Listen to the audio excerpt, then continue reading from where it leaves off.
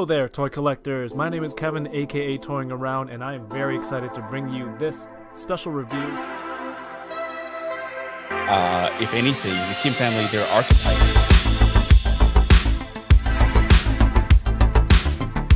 Which is sad, but not always a bad thing. I'm okay, I have one. Do you see all the names? Let's try them. Let's still try.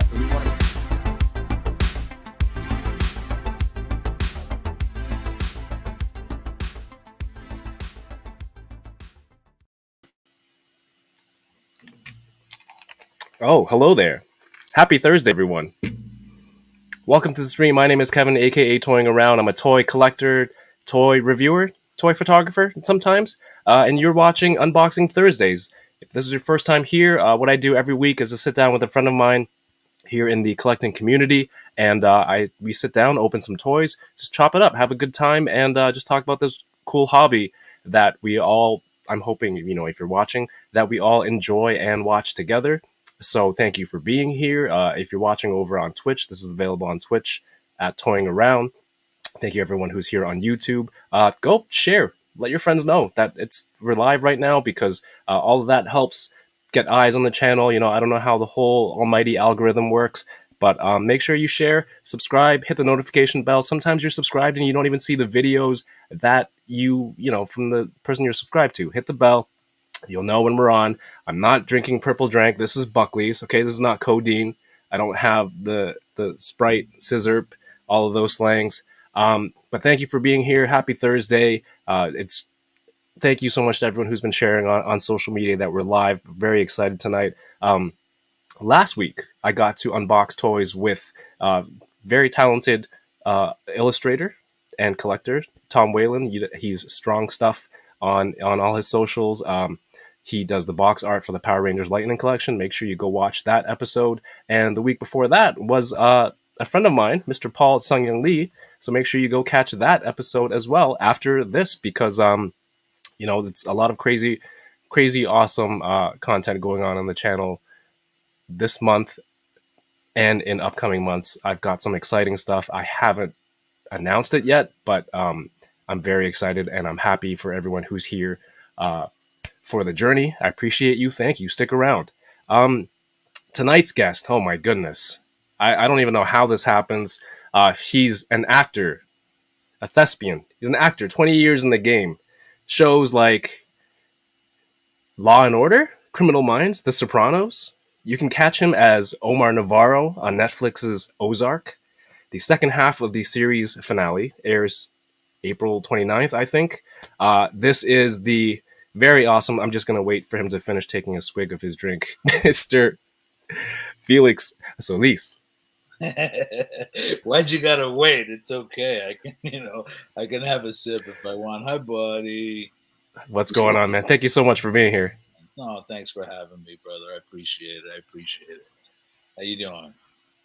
I'm a little bit under the weather. Everyone can hear my sexy R&B voice. Yeah, baby. But other than that, at the end of all the Boys to Men song, when it pauses, they're like, baby. So I've got my potions and my medicine, my lozenges, my tea. But who cares about me? How are you? I'm good, brother. I'm good. I'm dodging the bullet myself. I'm trying to stay safe and trying to be positive and all of that. It's getting a little harder. A buddy of mine texted me the other day, and he was like, getting COVID right now is like, it's like if you get COVID, it's like getting COVID at the bottom of the ninth with 2 outs. Like, you're just like, what? Yeah. The F? Like, what? Come on. Bottom of the 9, 2 outs. It's loaded. Everything's good. You're like, no, seriously? Seriously? So close. So close. But I feel for you, brother. I hope you're feeling better and you take care of yourself and do what you got to do to get through it. We all have. My wife had it, and she we're like kissing that morning, and then all of a sudden she's like, I'm like, come here, you do the little thing. Oh, and then she's you reached into the drawer and she's like, okay, I see where this is going. You pull out the thermometer to catch the temperature. Because I'm like, this isn't the kind of show, Felix. We're going there, aren't we? And all of a sudden, that was not the case. And she had it, and I didn't get it. So it's weird. Whatever. We're all different, but yeah. I hope you feel better, brother. I hope it's a shitty thing to go through, but Very nice of you. Thank you. Very yeah, kind. great, man. I gave you a very brief intro there. I'm sure it doesn't encompass your body of work. For people who, can you want to tell people a little bit about yourself? What are you into? What do you collect? What are your properties that you love? Well, I'm a Star Wars fan by heart, by birth, by metachlorian integrity. I'm a Star Wars collector. I love toys. Period. I was a kid who didn't who had parents who loved him dearly but didn't have the funds to support that enjoyment, and so I promised myself that when I grew up, I don't know if I've been there yet, but when I grew up, that I'd buy all the toys that I wanted to buy, and so I've kind of been doing that slowly but surely. But yeah, no, but it was Star Wars. I watched Empire Strikes Back, and I learned what it was like to. I learned what betrayal meant, and I learned what surprises meant, and I learned what death meant watching that, and watching that film. So I sort of started there. So as Robo says on the sploosh, like Star Wars is my bread and butter. Nice. But I also like, we were talking earlier, like I'll collect some old school shit. Like I'll pull up the Dick Tracy, and somebody sent me this little Papa Smurf plushie the other day, and I was like, ooh, Smurfs. So now I got like 20 Smurfs on the way. It's just crazy Nice. like that. But yeah, I'm old school, but Star Wars is my Star Wars makes me keeps me young, as they say. You don't stop playing because you grow old. You grow old because you stop playing. So yeah, but that's my thing, man. Star Wars is Absolutely. Yeah. Well, ladies and gentlemen, look at the background. There are toys, wall to wall.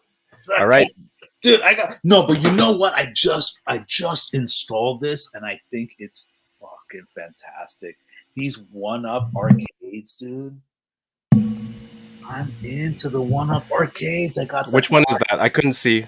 I know it blurs when the thing. It's a Pac-Man. It's the Legacy Edition Pac-Man that just Beautiful. Yeah, I just play it all day until my wife comes in and says it's time to walk the dog. So I saw at Toys R Us the other day the Ninja Turtles one, and it's $800. No, sorry, Simpsons one. It's like $800 or something like that. But yeah, it's no, beautiful. yeah, it's cool. It's cool. It's funny because some of the stuff is like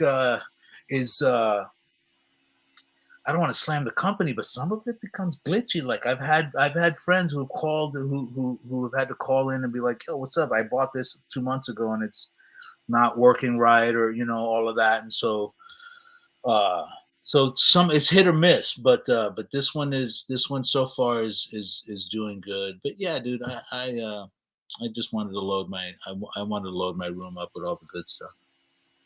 That's fantastic. Yeah, Looks like a great setup. I mean, you're quoting Robo and the Foosh, ladies and gentlemen. This is a legitimate collector in front of our eyes right now. I love that dude. He doesn't know who I am. I know everything about him. He just had no idea who I am, but I think he's fantastic. I learn from him all the time. And did you watch that last video he just did about the latest Black Series gaming great series? I can't remember what the figure is. I don't know if I have it, but they're coming with like backward knees to the ankle joints are completely backwards, and now he's like showing us how to like loosen it up, heat up the plastic, pull that peg out, flip them, and get them all in. It's pretty cool. It's pretty cool. He's great with that stuff. Yeah, I dig him. That's really cool. Before we get to it's unboxing Thursdays, we're gonna open up some toys. You showed me this giant pile right next to you. I want to see what you're into in a second. I just want to give a quick shout out to everyone who's in the chat right now. Everyone who, here to see you, toys, and then me in that order. And I don't mind because I wouldn't be here for any other reasons either. We have Plasty in the house. Blue Dragon says, "Oh damn! I just finished watching Ozark. Such a great character, dude." I mean, we'll talk about how crazy and fantastic you are in there. Channel member Bearded Bills, what's going on? Peter says, "What it do, baby? What it do, baby? Tommy K, what's going on? Says, been looking forward to this all week. Yeah, me too, especially in my feverish dreams. When I was fevering, I'm like, he's not going to show up. No, negative, friend. I would have missed this for the world. That's incredible. David De La Huerta, Paul Morales, welcome. Happy Thursday. Bat Force Grounds, what's going on? And the Tuesday crew representing Win or Lose. Toy Malarkey. Oh, I got my DJ voice. Everyone should record it for your toy voicemail. Cornelius is here. What's going on, Courtney? He says, happy Thursday, Butter Nation. Who had Felix on their toy bingo card this week? Nobody. That's who. Yeah. This is going to be a lot of fun. Loki in the house. Plasty says, buenas noches. What's going on, Plasty?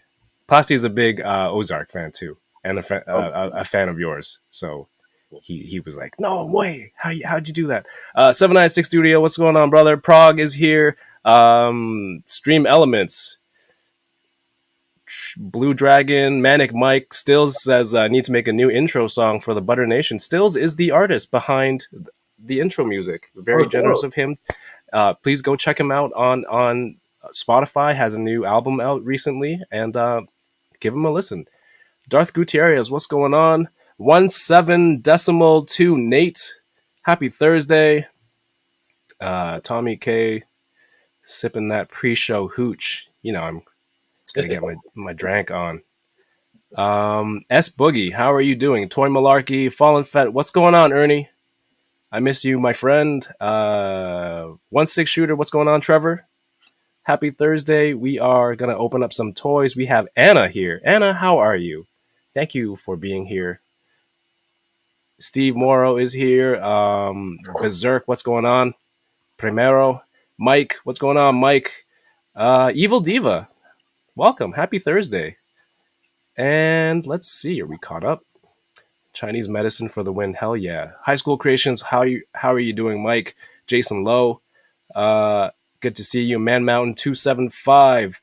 Des RE Fan says, we in here. Yes, we are. NYC Figure Fanatic. What's going on, my friend? RMD Collective. All right. Marcus Yee, S Boogie. Man, they're loving your arcade. It's a good one, dude. It's a good I don't even have room. Austin says, thanks for not killing Marty. There's still 7 episodes left. No, I'm kidding. I'm joking. Omega Weapon 13. Bloody Sunday, what's going on? Thanks for stopping by. Patrick G. All right. And Anna. Yes, Captain McKay Random. All right, Felix. Yes, bud. Star Wars collector. You've got some cool stuff there. What will you be sharing with us tonight, unboxing tonight? Where do I? Oh, wait, hang on a second. I got something that you sent me. Here's your box right here, dude. Don't show my terrible tape skills. That's fine. Fine. Hey, dude, as long as it gets there in one piece, who cares what it looks like, right? Yeah, eBay claims department. Do you know the amount of people who probably work for the...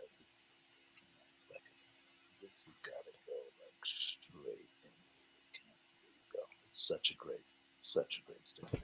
I'm a huge gorilla monkey fan.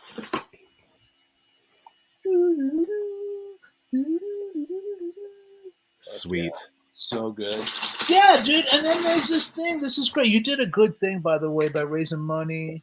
Hey, I have to say thank you. You know, so smart, dude. And it's not only smart, but it's a good thing to do.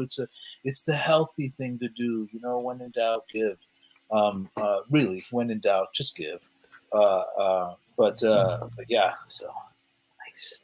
We did the fundraiser thing for Dario, and that was the prize from Bearded Builds from Peter, who's in the chat. So thank you. But exciting, dude. You know, Felix.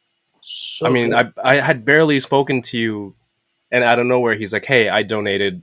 It was so generous of you, and I'm so glad you won something. Thank you so much." It's just, I'm like, wow, this guy's So nice. What did the Dalai Lama said? He said, "A stranger is only a friend I haven't made yet."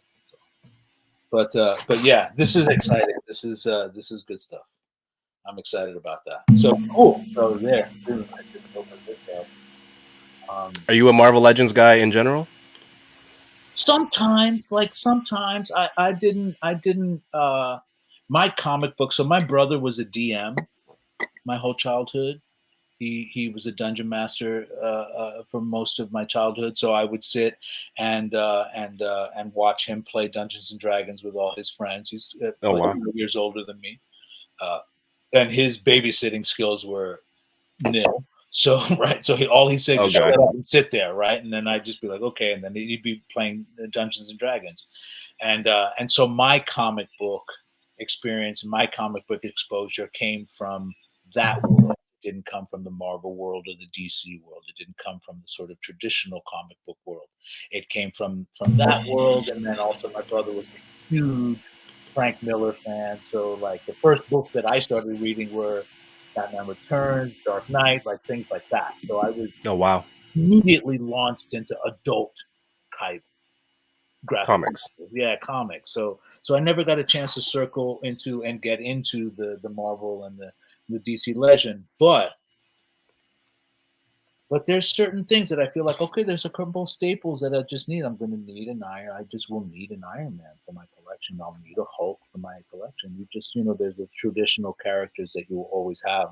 But yeah, so not thrilled to get it. Actually, super excited. I'm also excited about all of these blast effects, dude. They're just useful in so many ways. So Yeah. I'm excited. I'm super excited about it, dude. I'm so down with it. So what are the main? Do you collect specific lines that you try to complete, or is it just things from properties that you love? Well, it's hard, the completist is a really dangerous place to go, dude, because there's a lot, and so when you feel like you want to complete, when I find out that a line has ended, I'm like, cool, let me look into it. Right? You're like, all right, here's my chance. I can here's my chance to fulfill that completist part of me, right? But no, I kind of, I just buy what I like. I buy what I like. I go after what I like, and then sometimes there was a period where there was you get into that, what do you call it, that all of a sudden you blink and you're like, oh shit, I just bought 30 of something that I may not like in a year, right? I see that face, dude. I'm just gonna ignore that side of the room right now.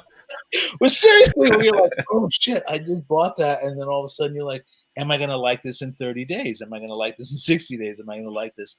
And so the thing that for me felt right is just the things that moved me, the things that I remember. The nostalgia factor always plays in, like where I grew up, like the only things that my parents were okay with me watching were like, like things like this, where you're doing like, you're watching Godzilla and and these kinds of movies and all of this stuff. And so you sort of feel that, and you understand it and you get it.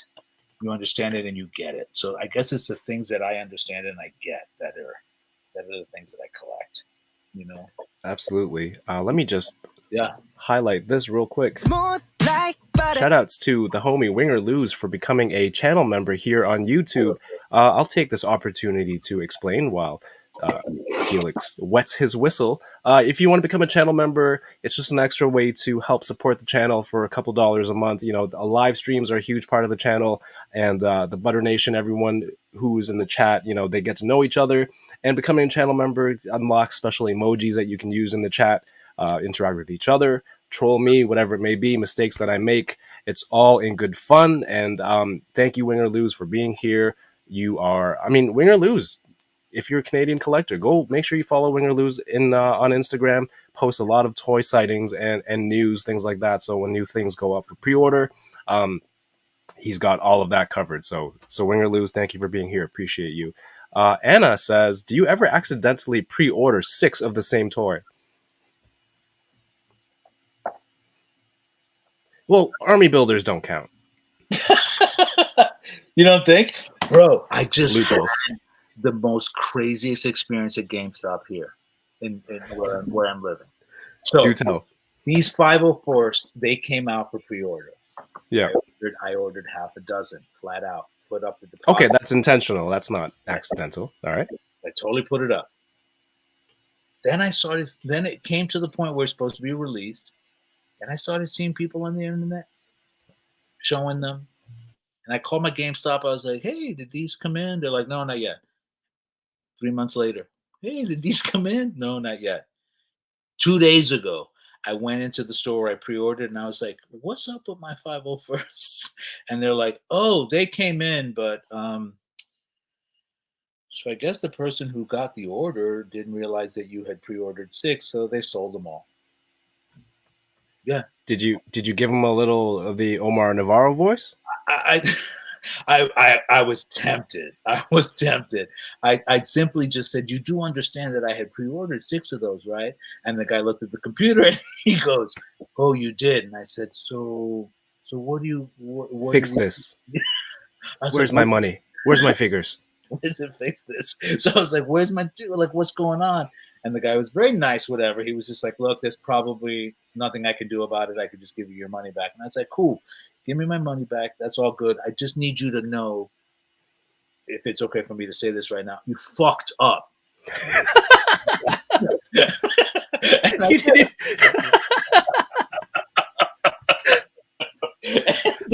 I did, and he was like, he felt bad, whatever. And I was like, cool, I'm just saying, I just need to get that off my chest. Cool, nothing against you. We're all good. Have a good day. He gave me back the money. I did. Now, I went right to Walmart. I was like, cool, whatever, Walmart. And then at Walmart, they had like 4 of them or 3 of them or whatever. So I picked them up. But like, it was just a little disappointing. Now, accidentally ordering. Wait, there's more? I got a little Confession time. I got a little carried away with the Plunderlings. Oh, shoot. Plunderlings. Yo. No way. Those little fuckers are adorable. They are. They're fantastic. Adorable. They're fantastic. Where did you order from? I went right through that in the Oh, in their store? No, the Kickstarter. The Kickstarter they did. So nice. I'm building the Plunder Strongs, whatever. But I went through Big Bag Toy Store for the older ones that they got. Right. And I picked up as many as I could. But yeah, I went a little overboard with the Plunderlings. I went a little overboard. No such thing. Yeah, no such thing. Plunderlings are a friend of the channel, and beautiful.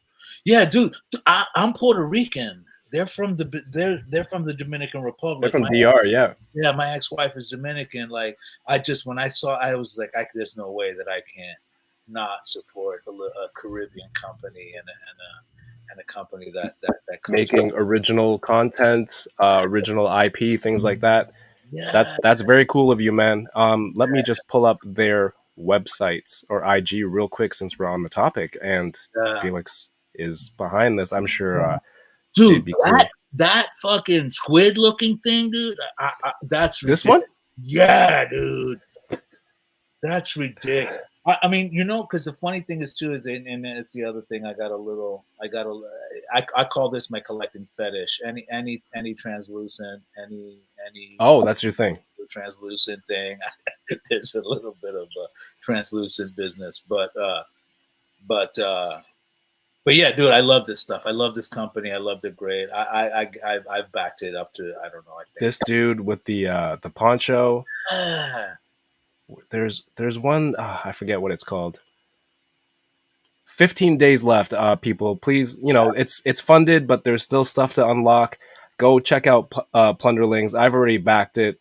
I'm probably gonna get a few more on the main page here. All of these silhouettes are things that are that haven't been revealed yet. So there's a few more up there. I love them. I love accessory packs. So Accessory cool. packs, the hatchlings. The hatchlings are ridiculous. When I found that out, I bought a bunch of them so that I can. Genius idea. I mean, It's a I'm gonna. great idea. All of a sudden This you one's got my favorite. yeah, he's legit. Yeah, the berserker, mango, El Diablo Naranja. el diablo naranja. That's so good. Mango. Yeah, dude, I love Crazy. it. So that I went a little nutso with that stuff, but all in, I love it. I love it. Beautiful. We have a super chat from Oh, Blue beautiful. Dragon. Thank you so much. You're generous. Says, I work in film too. Love finding when actors are nerds too. Yeah, it's our It's cool. We are tied to our imagination. You know, I find this interesting, and I will dangerously skirt the serious because I know that we're toying around. But Soundbite right there. Thank you. We as actors are our imagination is our bread and butter. It is our skill set. Our skill set. If we can't use our imaginations in a way that is creative and expressive, then we're not really doing any service to being an actor. And that in that imagination comes the fantasy of what we collect, the fantasy of what we read, the storylines, the magic, the mystical elements of things, all of that, and so it becomes part of it. You know, it becomes part of. Makes a very easy transition into collecting toys and running away with our imaginations and allowing our imaginations to be something that that isn't frowned upon in any way. So I dig it. Yeah. I'm just catching up on some comments from your GameStop story. My homie Mario says that guy shit his pants later. When you That was upsetting. I'm not gonna lie. It was a little upsetting because you look forward to these things. You put your money down. You look forward. You're like, what's the deal? And then they disappoint. And whatever. I'm a meditator, so I have my adaptation energy is pretty high. So I didn't rail into him, but I had to just make it clear that they messed up, and I let them know. And then I was like, thank you, no worries, I'll see you later, bye, and I left. So rightfully so. Yeah. Rightfully so. Yeah, All right, so in that stack next to you, you have some Black Series. So you do Black Series, you do Vintage Collection? I do Vintage Collection, I do Black Series. This came in, a buddy of mine works his wife works for Disney, so they were able to bring me these sets, which I love. Oh wow! Android Factory set, as a sort of hello, and I appreciate what you do, Kev. I got her to give me a second set, and that I will be sending this set to you. What? From me. I just got to be able to, we'll talk later when I can get a place and address and everything to send it to you. Oh, yeah, that's very nice of you. Thank you. Yeah, dude, it's legit. This MA13 is like, I don't know if you can see it. It's like a weird spider. There we go. That spider droid is like. Oh, that's cool. It's got like the R2 dome, astromech dome. Yes, and then wait, let me work my. I can't do this right, but anyway, there's like some weird staff thing that's happening right there. Yeah. Anyway, you'll see it. You'll get it. It's called his name is MA13. All different types of the droids, probable Star Wars Galaxy. Anyway, you got one of these coming to you, bud. Oh my gosh, thank you. Oh yeah, Ernie says it's the one in Mando where it was in the raft, I think. Is that the same one, Ernie, that you're talking about? And then it stood up and it had like arms and it was like a weird. Yes. The one that was in the raft before IG-11 explodes himself and commits suicide. In the lava tunnel. Yeah. So it's good. Anyway, I'm coming, Kev. Shout outs to Evil Diva becoming a channel member. Thank you. Hi, Corinne. Ernie's going to be mad.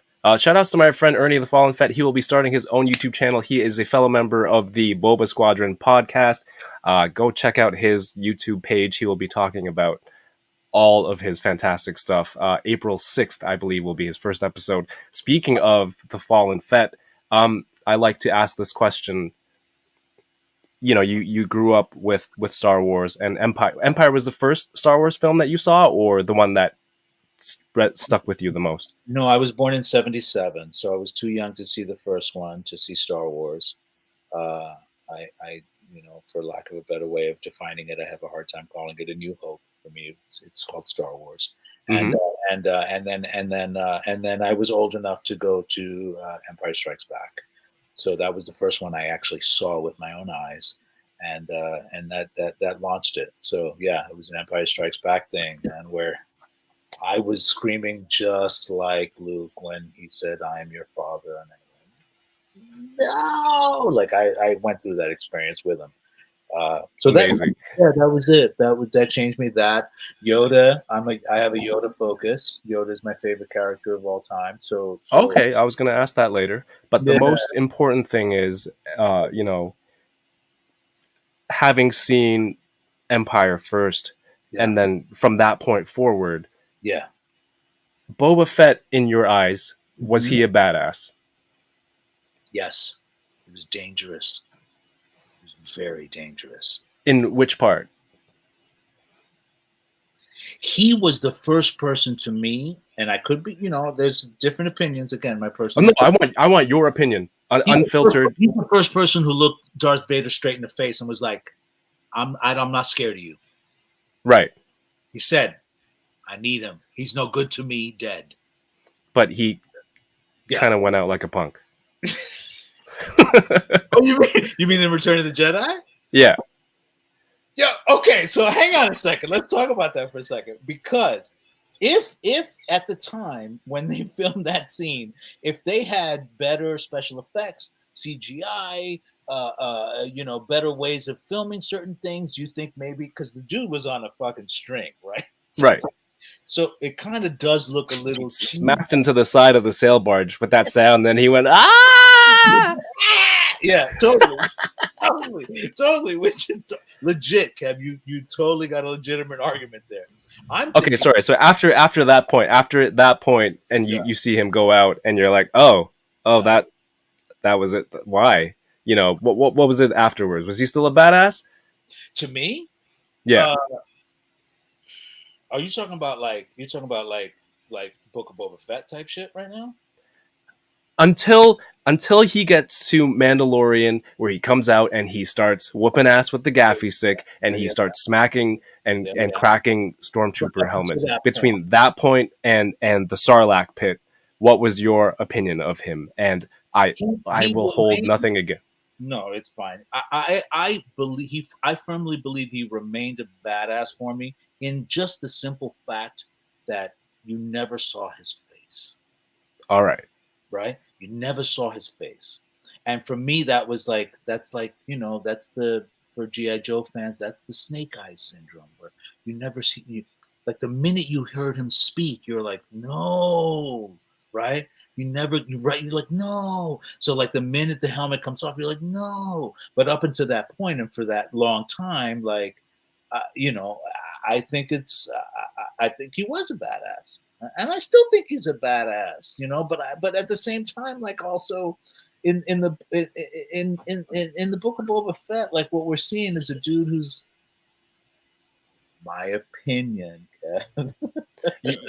that's what I'm here for. It's a guy who's got a second chance at life. He's been given a second chance at life. Right. He's not trying to repeat your perspective that path when you're on I have not yet been there, but your perspective changes when you're on death's door, and then you get a second chance at life. All right, I'm going to believe that. That's fair enough. I like to ask, some people are on one side, some people are on the other side. The Fallen Fett, my good friend, he is definitely a huge Boba Fett fan, which is why we brought him on for our Book of Boba Tea, chat for the show. Yes. All right, so I've got some stuff that I've been holding to open tonight with you. Yeah, dude. This is the carbon freezing chamber because I recently got into vintage collection, and it comes with a stormtrooper, so that's always good. That's always good. This you is two of the those, because you got to match them together. right. I got to find another one on sale. This Yeah. is the vintage collection Luke Skywalker's X-wing that I ordered from Amazon.com and imported here because it was still cheaper to do that than buy it from here. And of course, today I got my. Nope, this is my Uline Entertainment with Entertainment Weekly with Obi-Wan Kenobi on the cover. Fancy. Are you excited for Obi-Wan? I am. I'm getting into a lot of fights with all my friends because they all want to tell me about it. I am so, again, like we talked about earlier, dude. Like I'm like a baseball player who does not go to another game when he's not playing. So I work in television my entire life, all day, every day. So it's difficult to not. I can look at a poster, Kev, and know how the film ends. So I'm because I'm inside of it so much. Right. So I've been shying away from the trailers. I've been shying away from the snippets, the social media, the thing, and all of that stuff. I'm so sensitive to that. A buddy of mine said to me a couple of days ago. He said, "Hey, Felix, do you have any extra Lobot figures?" And I was like, he's out, he's coming. Lobot is appearing in the fucking series. Like, do you know what I mean? Really? It's like all of that stuff. I worked with the show that I'm currently working on.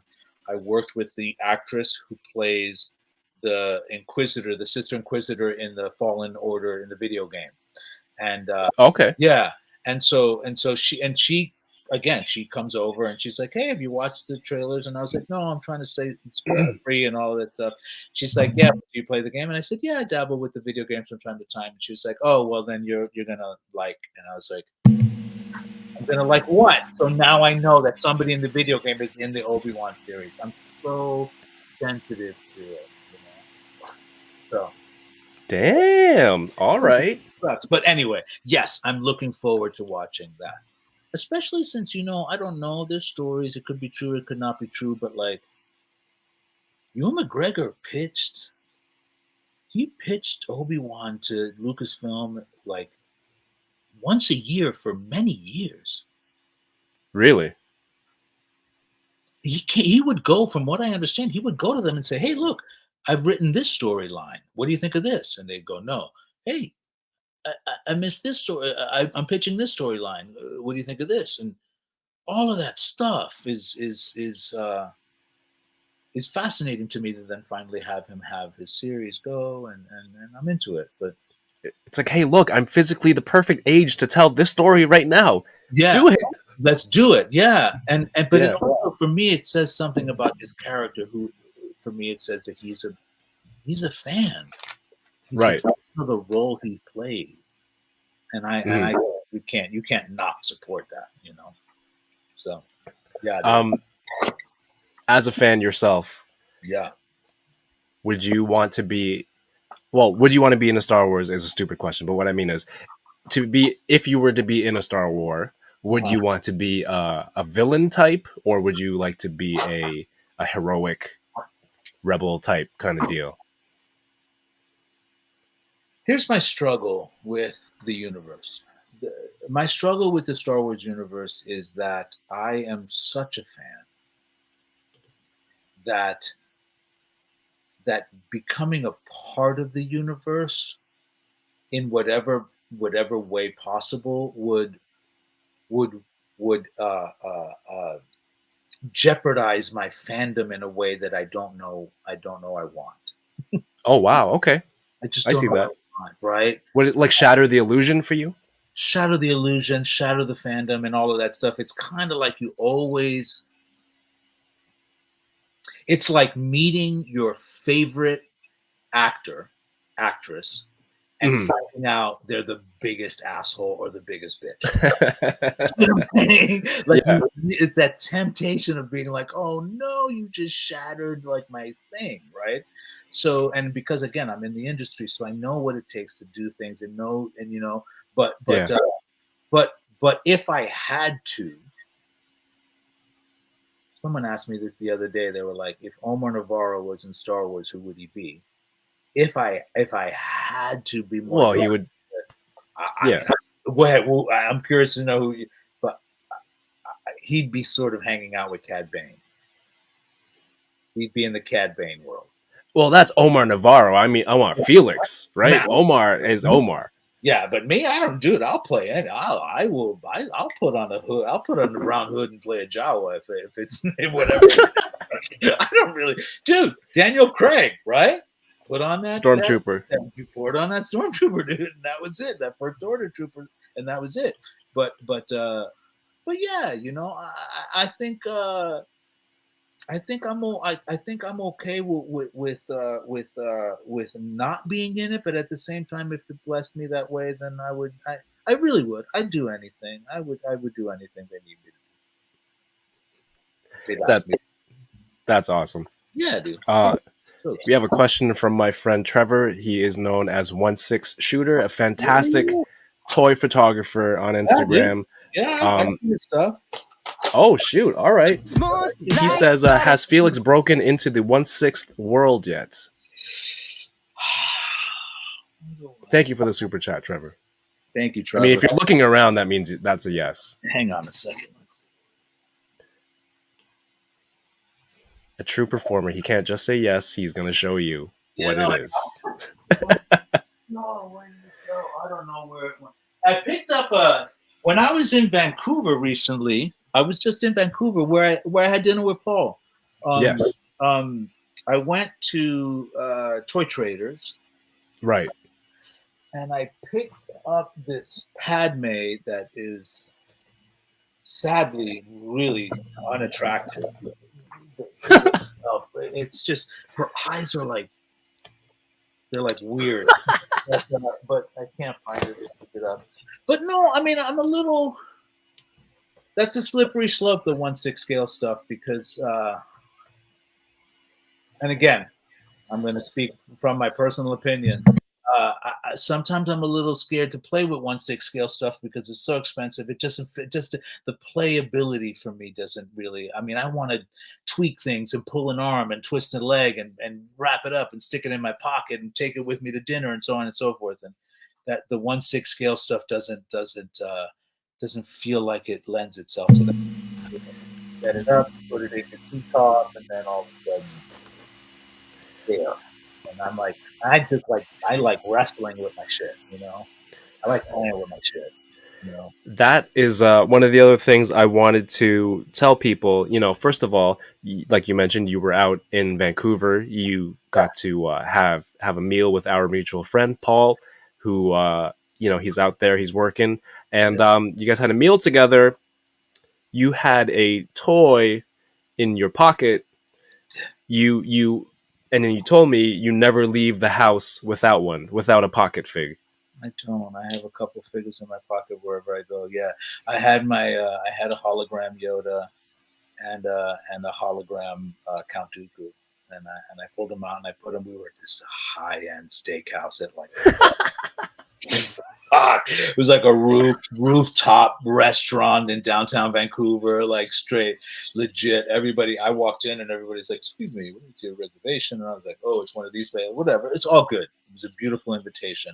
I accepted it humbly. It was very kind of the owner who runs Toy Traders out in Canada, and I arrived and I was like, "Cool," but I feel comfortable when I bring my buddies with me. So yeah. I pulled them out and put them on the table. Everybody's like, "What?" And I was like, "What?" And no one said I couldn't bring my friends. So. My God. So is that your go-to hologram Yoda? My hologram Yoda is my go-to. Yeah.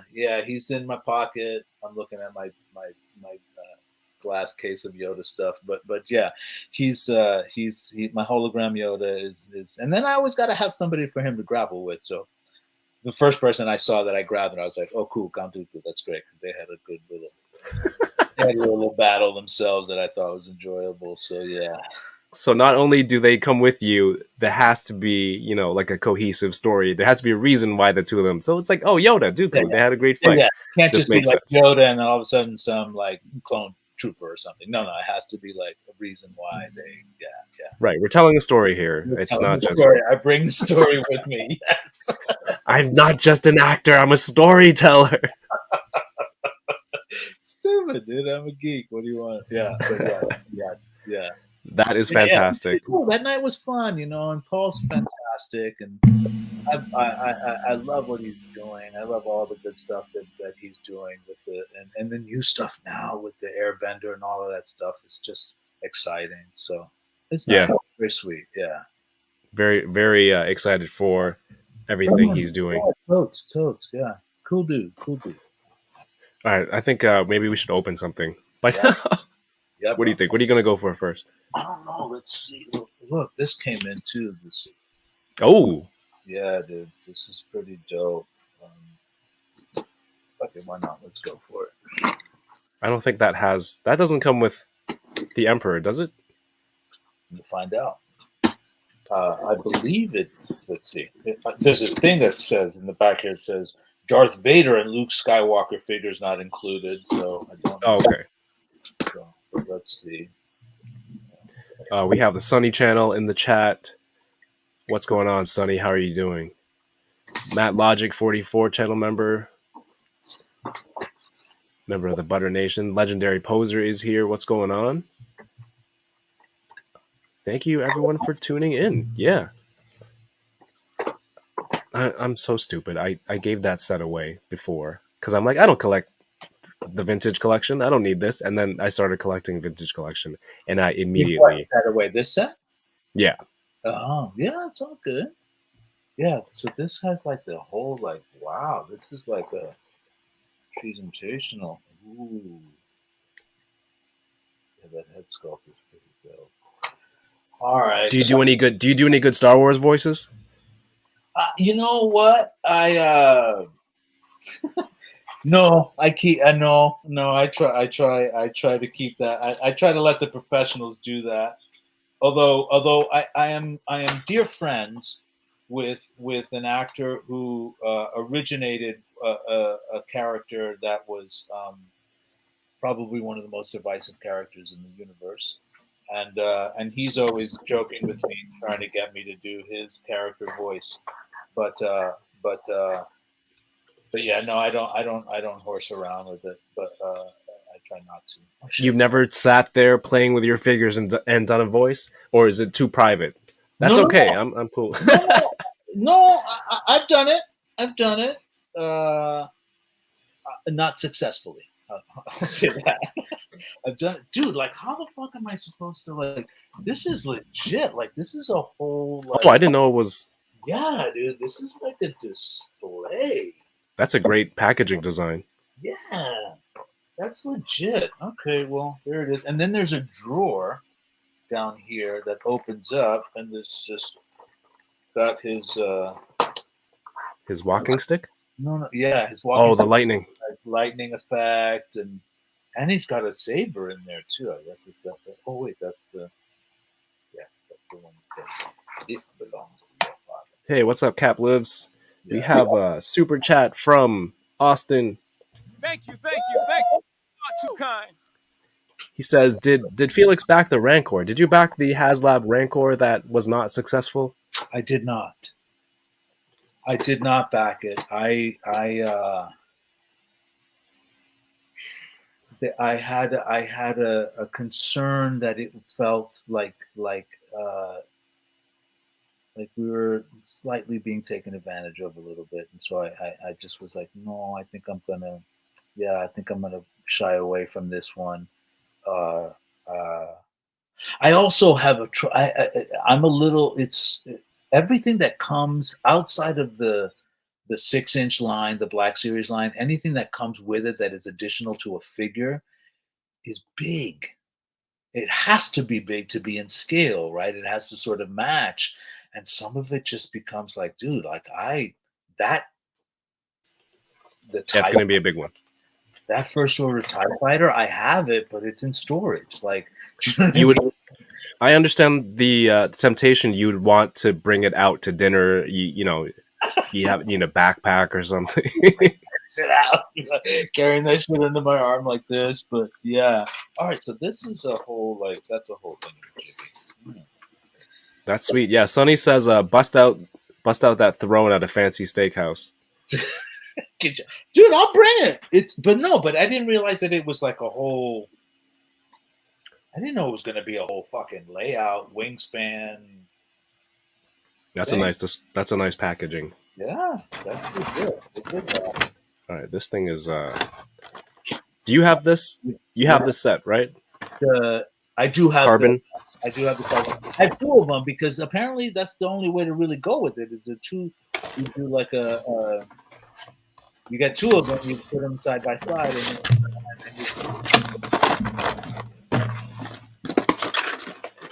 Ooh, it looks nice. Yeah, dude, it's good. And then you put apparently you got to put who was it that did it? There was some. You put a light underneath that red layout that glows up under. Yeah, you see that? Oh yeah, put a nice light up here. Yeah, dude, put a light underneath that, and then you're legit. It's my lozenge. Hey, it's cool. It came with this, so I think that's totally worth it for the set. There you go, dude. That's the carbonite. I've been tempted. My wife has said you are not getting the carbonite rug for your room. So instead, she bought me the Millennium Falcon rug that's down there on the floor behind me for the room. But you should have went around and got the decal for your fridge. The one that looks like this, that turns your fridge into Han and carbonite. Front, there's one like that. I didn't realize that. Yeah, it's a decal you can put on your fridge, so it's like it's there in your kitchen. So good, so good. I'm gonna apologies to your wife if you end up buying that. No. You just enabled. I'm just gonna be like, Kevin, tell me to get it. And that's it. All right. No, the fact that you. Sorry, go ahead. Go. The fact that you're just saying you're enabled. I got to bring this up. So if you don't mind, I'm gonna let people know. Yes. I have a question after this, but I want to let people know really quickly. How this came about tonight and this conversation. Yep. I got this Instagram recently got this new feature. You can like someone's story, right? So I got this like on one of my stories and I'm like, oh, a Felix the cat picture. I haven't seen Felix the cat in a long time.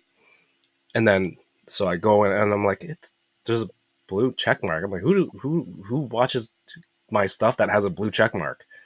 So I go and I click on it and I'm like, oh, okay. And then I'm like, oh, this guy must really like Ozark because there isn't a picture of you there, right? So I'm like, this guy must really like Ozark because there's a highlight that says Ozark. And then so I click on it and it's like, oh, you're fantastic in Ozark. You're fantastic. I'm like, wait, what?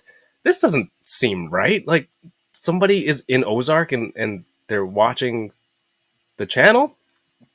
So I scroll more and I see like, you've got Star Wars model kits, pocket figs with your keys and all that stuff, Rebel Alliance hats. And I'm like, holy shit, this is this for real? Dude, are you going to Celebration? Pardon? Are you going to go to Celebration? I don't think I can this year. Okay. Anyway, go. But I think Ernie's going. Yoko, who's in the chat. What's up, Yoko? Yeah. I think she's going too. Okay, great. So, are you going? Yes. Yeah. Awesome. Yeah. Awesome. Very jealous. Now I want to go. Well, I mean, I've always wanted to go.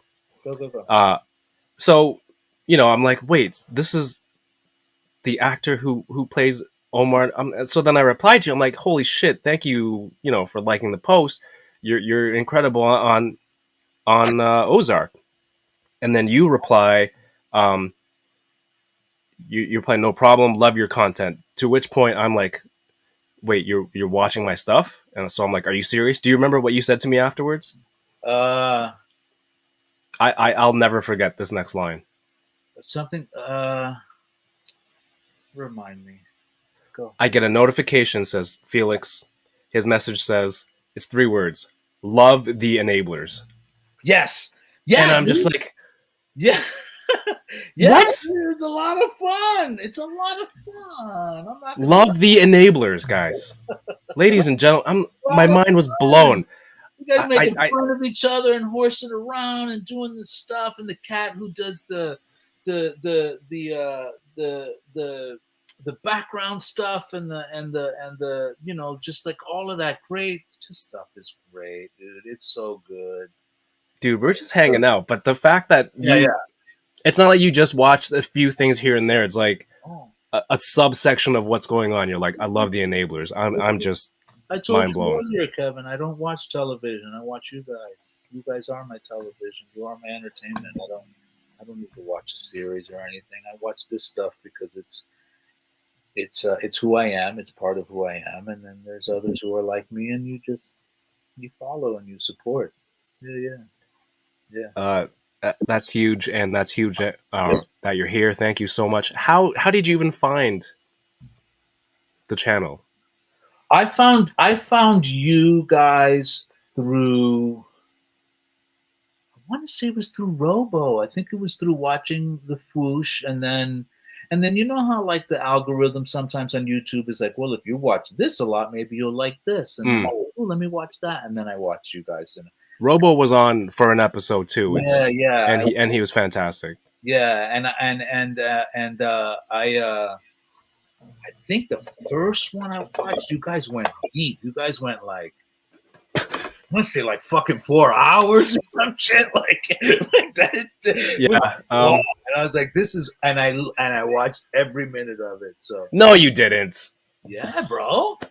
For real? I just sit right there on my couch. Oh, I just looked at my Jurassic Park collection. So I sit on my couch and just hang out and watch it right there, dude. Oh yeah. That is insane. Yeah, it's my entertainment, brother. It's my entertainment. To be very frank, it's my entertainment, and I enjoy it. So that Man, level first that I chased down and got neglected on, and then got denied, and then I finally found it. So there he is. I'm gonna put him in a little lotus position because he's meditating. He's about to go throw down. Serious shit. Yeah, there's one of the enablers here. Says, "Whoa." Yeah. Oh yeah. Totally. Dude, the cat who does the diorama stuff. They all do great dioramas. Mike and High School Creation, 796 Studios. Prime to the First does the arcades. Guy with the beard.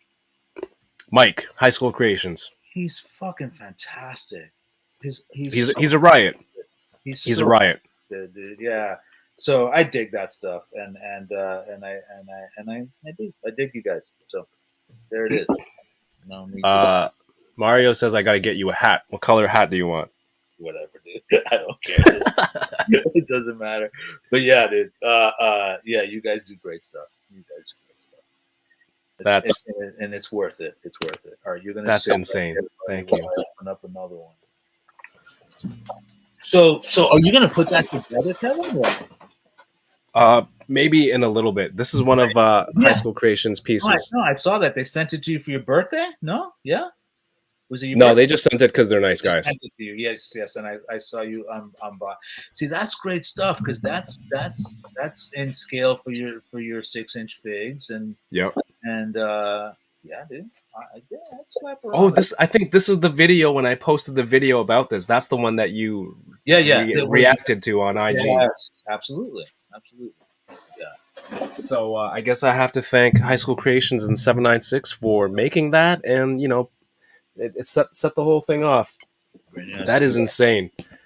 That is insane. You will require a enabler hat, sir. Yeah. So dang, all the Star Wars stuff. Yeah. You mentioned Dick Tracy earlier. Yeah. What else? And you mentioned collecting, buying things that make you happy, that you enjoy. What else brings you joy in the toy world? I like the Lego stuff. Yeah? I do you like the Lego stuff, I just went ahead and grabbed the new.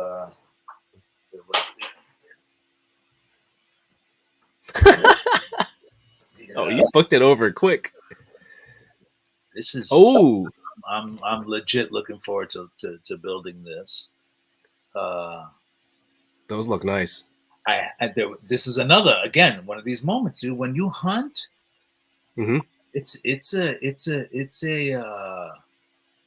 do you call it? It's like a test to your character when you hunt. Because so I walked into a Target in Los Angeles. I was just there working, and I walked in, and there was one of these on the shelf, and there was a woman coming from the end of the aisle, and I was coming from the other end of the aisle, and we kind of locked eyes, and we both looked at this, and we both went for it, and I was like, I'm not gonna like knock out a girl like to get my Lego set. Oh my god! I'm gonna do it. I just won't do it. So I'm not gonna do it. So I started approaching, and she started approaching, and then she looked, and I just stopped, and I was like, this is the best way to handle this. I said hi, and she went hello, and I said, are you gonna go for that Lego set? Is that what you're interested in? She said, yes, I am. And I took it off the shelf and I handed it to her, and I said, here you go. And she was like, you don't want it? And I was like, no, you should have it. And then I turn around, I walk around, and it's like, just let it be, let it be, let it be, let it be. And then at the end of the day, a buddy of mine calls me and he's like, yo, I'm at Target and they got these. You want one? And I said, yes. And I said, cool. And I got it. But like, I feel like if I had knocked her out to get it, I would have I wouldn't have been able to sleep at night. So I didn't do it. But it's those moments. That story would have been much better without the I didn't want to knock her out part. But that reminded me. It's so hard as a collector for you to go to a shop, to go to these big box stores and be like, and not. Oh, for sure. Like, look at someone and whatever. We're gonna get a little like toy collector political right now. I have a very difficult time paying for things that are twice and three times the amount of money than what they were initially for when it's because someone has bought the entire stock out and now they're holding it hostage and now they're turning to you, right? And all of a sudden they're like, you want it, you got to pay this much money for it. And I've had to come to terms with the fact that that's in existence in our community, in our collecting community. That's a reality. That's always going to be a reality. There's always going to be somebody there who has it, Right. for you, who got up earlier, whose sole intention, Yeah, exactly. is them to earn a profit.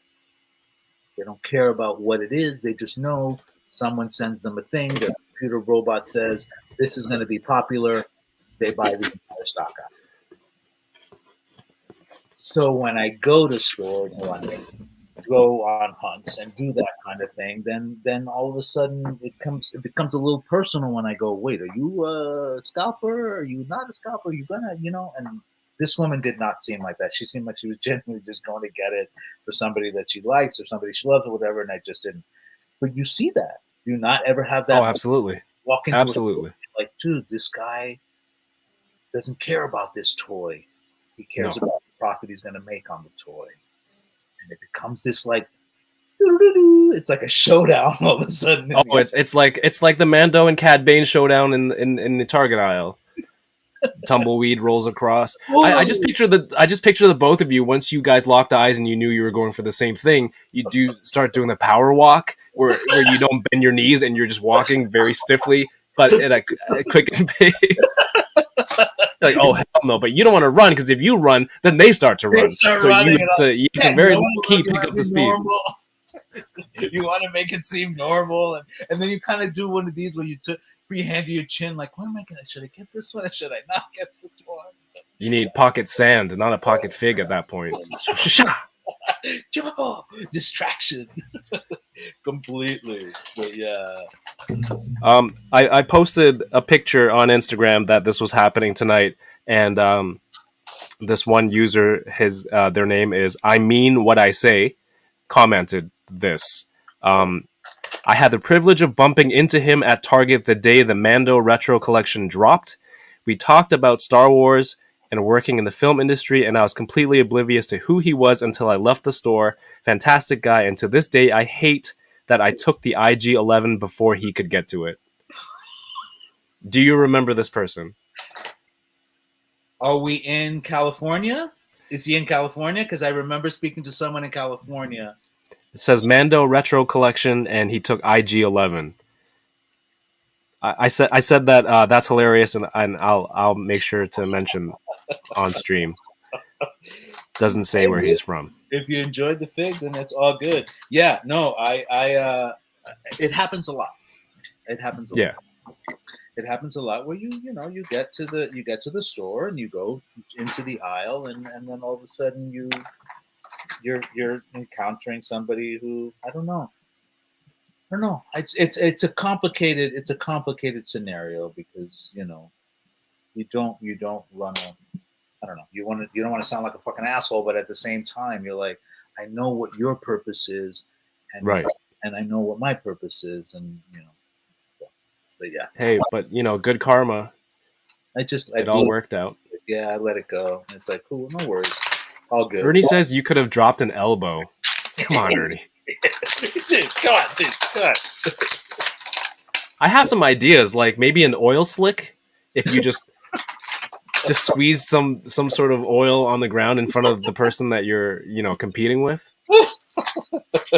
Or do the whole like, oh, what's that over there? When they're not, they look over, you just grab the thing. Pardon me, is that your child over there? Did you lose a child? Your shoe's untied. The homie Kirby Kai says, Felix, if you had to play an enabler, if in some universe there's an enabler movie, yeah, which one would you play? I mean, he would be his own enabler. You would play. Maybe, yeah, maybe. I mean, although you're gonna play Mike. I kind of lean towards Mike. I do. I kind of lean towards Mike.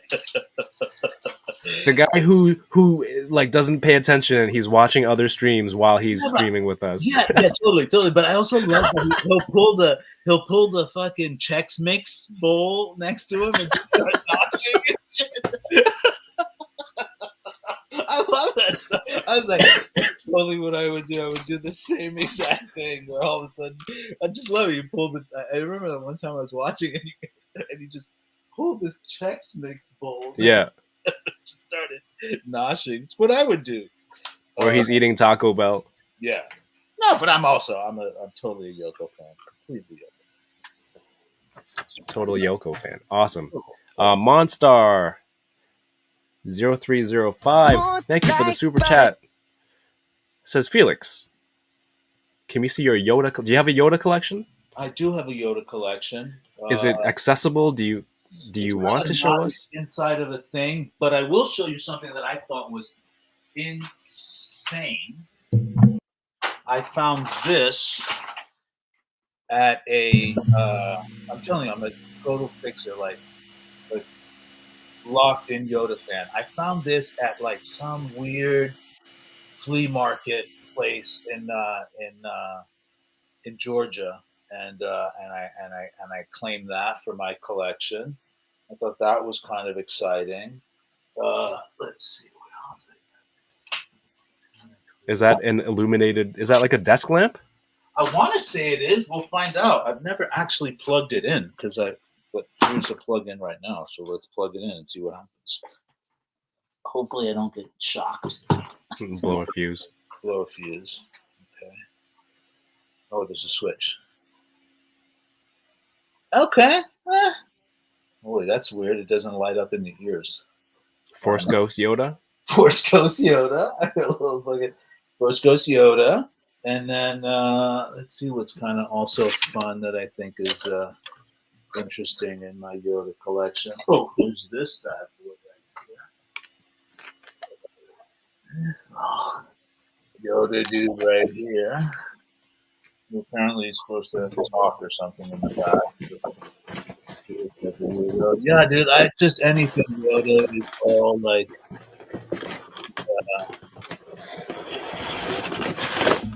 down with the Yoda stuff. Awesome. Yoda. I gotta bring this in because do you have this X-wing? Is that the which one is that? Is that the Luke Skywalker or is that the It's Luke's. yeah. This is beautiful. I haven't cracked it yet, but I do have it. Yoda Shrek. Yeah, this one is, but this one has like a. Let me see. Let me see if I could entail operations and things. But apparently, there's a battery pack in the back here, so I'll pop in a battery, and he starts to move his mouth and say all of his wisdom, impart all of That sounds on us. Yeah, dude. But Vancouver is legit, dude. I love Vancouver. Like, I love being there and working there, and really. Yeah, I don't know. I don't know why. It's something about. It's a walking city. I was born and raised in New York City, so I'm a walker. And I took the trains. I didn't get my driver's license until I was like almost 30. So I was 27. Oh wow. Yeah, my license because I didn't need it, But yeah, but I love it. I love when I'm there and I'm working there, and I have I'm lucky enough to be a character that recurs on a television show that shoots there. So I'm able to go there frequently, at least maybe 2-3 times a year, and so I just like being there and walking around and hanging out in Vancouver, which is cool, But Nice. I found haven't gone out there yet. To Vancouver. No. Yeah. Let's see. Yeah, there was a Clone Wars Yoda from Hot Toys that was revealed today. Did you see that yet? I did see it.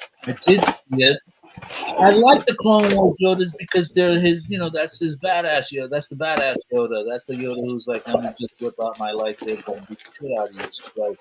So I totally dig him. I just finished reading this novel too. That was a fantastic novel that was about Yoda and Yoda finding out that Count Dooku. What's the name of it? I'm just reading it, but that he's chasing down Count Dooku. Yeah, I love the Clone Wars Yoda. So yeah, I mean, I'll look at it. I'll peek at it and see what it's all about. Might get enabled. All right, there's beautiful weathering on this. Yeah, I see that. I see all the burn marks and the blast effects and things like that. You can have Grogu coming out of here again, like the Boba Fett finale episode, when he used this as an Uber. Yeah, when he used it as Uber. Yeah, when he pops out in that little glass dome, you're like, oh yes, look at that. This is a great size. No, that's legit. I was about to say it's a little larger than the older versions of it. This would have cost me 250 Canadian dollars if I bought it from like local sellers here. This was $125 US on Amazon.com, and then I bought it there. Went to my forwarding address. Yeah. Forwarded it up here for like $10, and I came out ahead. So that's legit, dude. That's legit. I mean, it's an interesting struggle that the Canadian community has to grapple with. Is this idea that there's no there's no easy way to go about it when you have to do the international shipping and all of that. But that's a good way to do it. That's totally a good way to do it, and take advantage of it. Apart from Empire, what is your favorite other movie, Star Wars, or series? So I'm a like Rogue One destroyed me. I loved it. Rogue One destroyed me. I loved it. Oh, it's beautiful. Legit. That last scene, I was like, you gotta be kidding me. I was a mess. But I also I'm the kind of dude that like when I see something that I like, I want to know where it came from. Yes. So good. That's the Rogue One Vader. Yes. But what do you mean? When you see something that you like, you want to know where it came from. Because everything has an origin, right? Everything has a place that it came from and was inspired by, and has a history to it. Right. And so for that, for me, it's when I see that, I go, that's fantastic. That's what Rogue One was for me, where it was like, oh, great, you get a chance to go back and see where this comes from and how it came about and all of that stuff. And I think that's great that, there's a great quote where in Star Wars, Princess Leia says, a great many people gave their lives for this information, Many Bothans or something like that. Yeah. And then all of a sudden it becomes like, oh wait, then that's then you go, great, that's where it was. So that to me was beautiful, to be able to see that.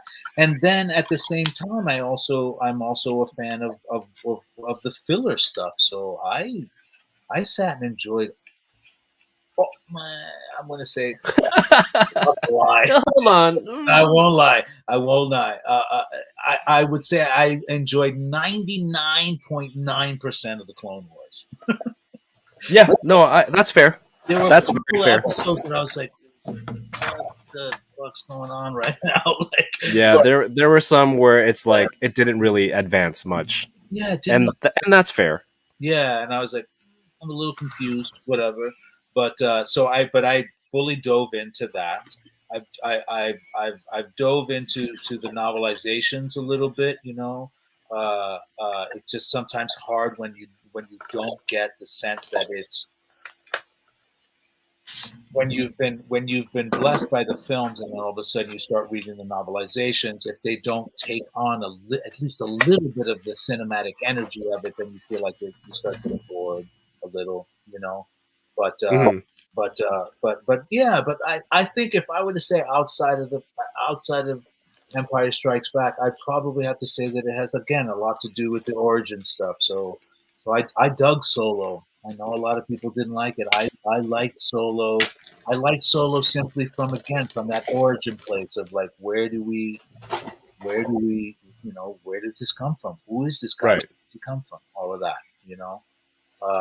So I dug the independent films, the standalone films, and then I really did. I had a great time working my way through Clone Wars, even Rebels. There was something in Rebels that I thought was pretty dope, so yeah, the animated stuff. I'm working my way through some book storylines too that I think are legit. Okay. Yeah. Nice. Yeah, there's a really cool storyline going on right now, Crimson Reign, in the Star Wars comics, which is coming off of the War for the Bounty Hunters line. So right, there's going to be a 3-part series, from what I understand. So look at this, ladies and gentlemen. Okay, first of all, I would like to acknowledge that I was able to put on the wings without any problems with the assistance of instructions. And if Paul were here, he loves instructions. And, these are key. If you know that I struggle with building the Marvel Legends MODOK, this had no problem. This thing is... Look at that. Oh, my God. So there's a little tab in the back that you pull down, and that opens the S foils, I believe, and you can kind of switch it to the side so it holds it in place. And it's in the back. Okay. This is beautiful. Yeah. There's landing gear inside here, and under these two engines, I guess. Holy crap! Yeah, that's legit. Yeah, that's the stuff that That's the stuff that like they I don't know. Some of it they get right, and then some of it just doesn't go right. But you make your choices on what you want to buy and where you want to spend your money. But I think that's money well spent right there, Kev. The legit piece. It sometimes you need to hear another collector say that is a good purchase, and then you're like, okay, thank God.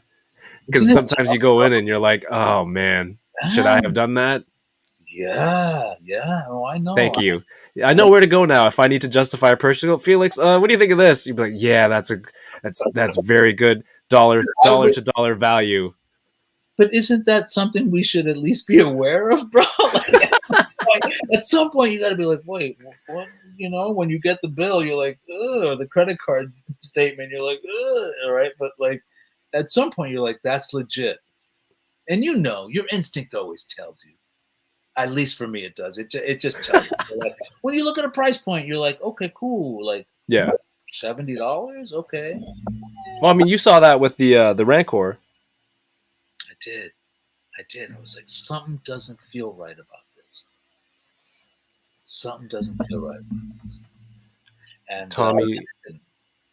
Yeah, you know, those unlocks at each tier were not great. they weren't great. They weren't sort of incentive. There was no incentive to continue to support. Where we'll use an example what we just talked about, like the Plunderlings, like the unlocks coming and the add-ons and all of that coming during that Kickstarter is like that. Right? I want that. So yes, take my money. They're full. Plunderlings is like full characters that you're getting Legit. as tier unlocks. Legit, yeah. I mean, absolutely, dude. The Sunny Channel. I just saw that quote.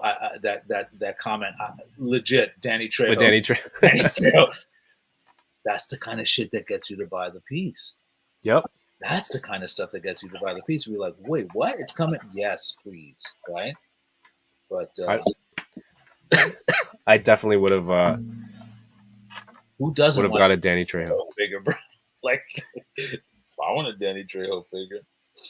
It's a cool dude, by the way. Super cool dude. Yeah, I imagine he's awesome. Yeah, he's seen enough of life and gone through enough of life to be able to have a pretty good perspective on life, and he's legit. He's a cool dude. Just casual, name drop there. No, he's just legit, dude. Oh, so yeah, I saw. I was doing a little research, and I mentioned you were on Sopranos. Yeah, and I couldn't remember the role, mm-hmm. So I did a little more investigation, and I found the scene. Well, the one there were 2 episodes, right? Correct. What, they weren't the same character? Correct. I found the scene. You're at. It's not a deli. Was it a fish market? Correct. With Michael Imperioli. Correct. And I go back and I rewatch it, and of course it's like, holy crap, there he is, and it's a great scene. Christopher pulls a fast one on you, puts the matchbook underneath the scale. Correct. And then he's like, just wrap it up. Correct. Man, one of the greatest TV shows of all time. Yeah, I want someone to fact check this. I'm about to say something that I want to hope somebody will fact check, but I believe I am, if not the only actor, then one of the few actors who has been cast twice in the series. In the series? Meaning, I don't think they ever used the same actor in a different role. 2 characters. The whole series, yeah. 2 different characters.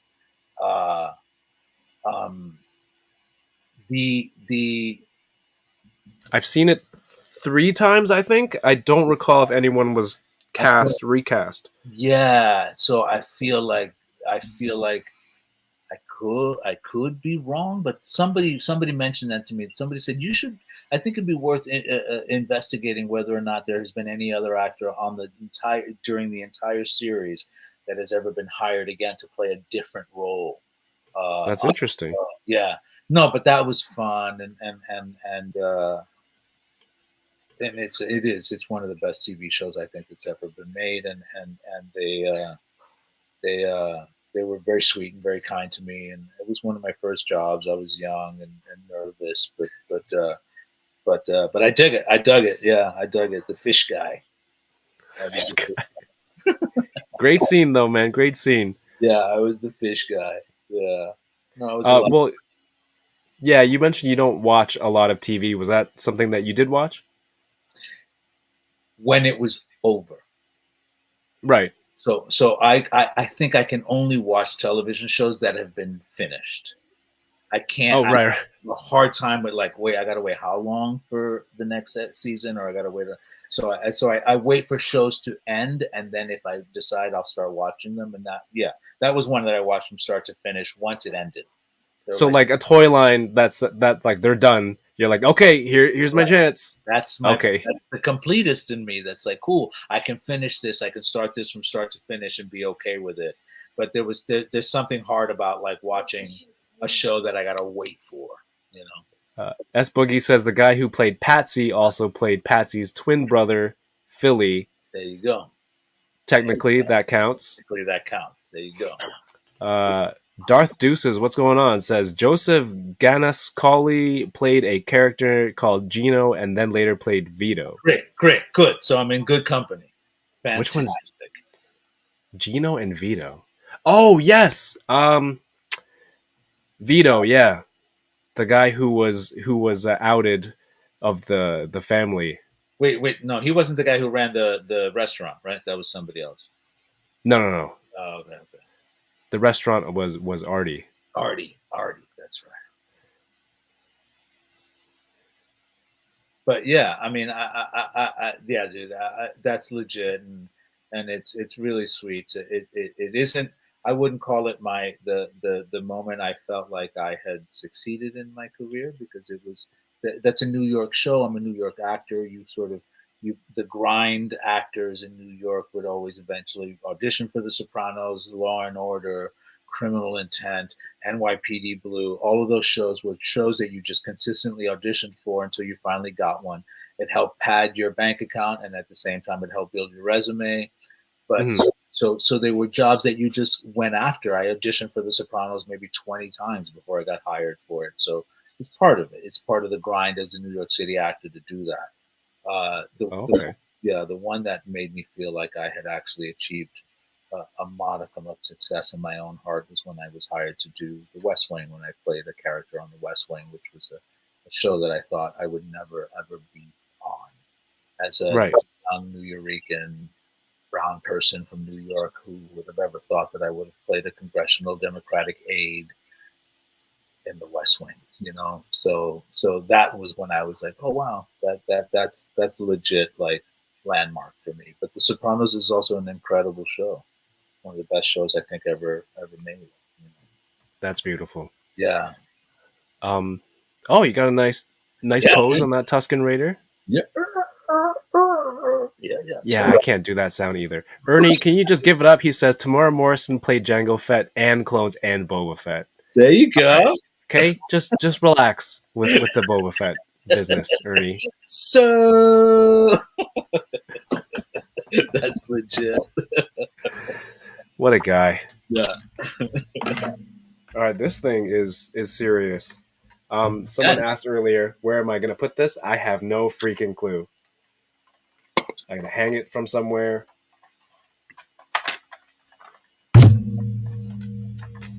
Look at this. Ladies and gentlemen. How do you though, dude? Because I'm at that point. Somebody just sent me a couple of snow speeders, and I'm at the point. A couple of snow speeders? Yeah. Hold on, let me show you.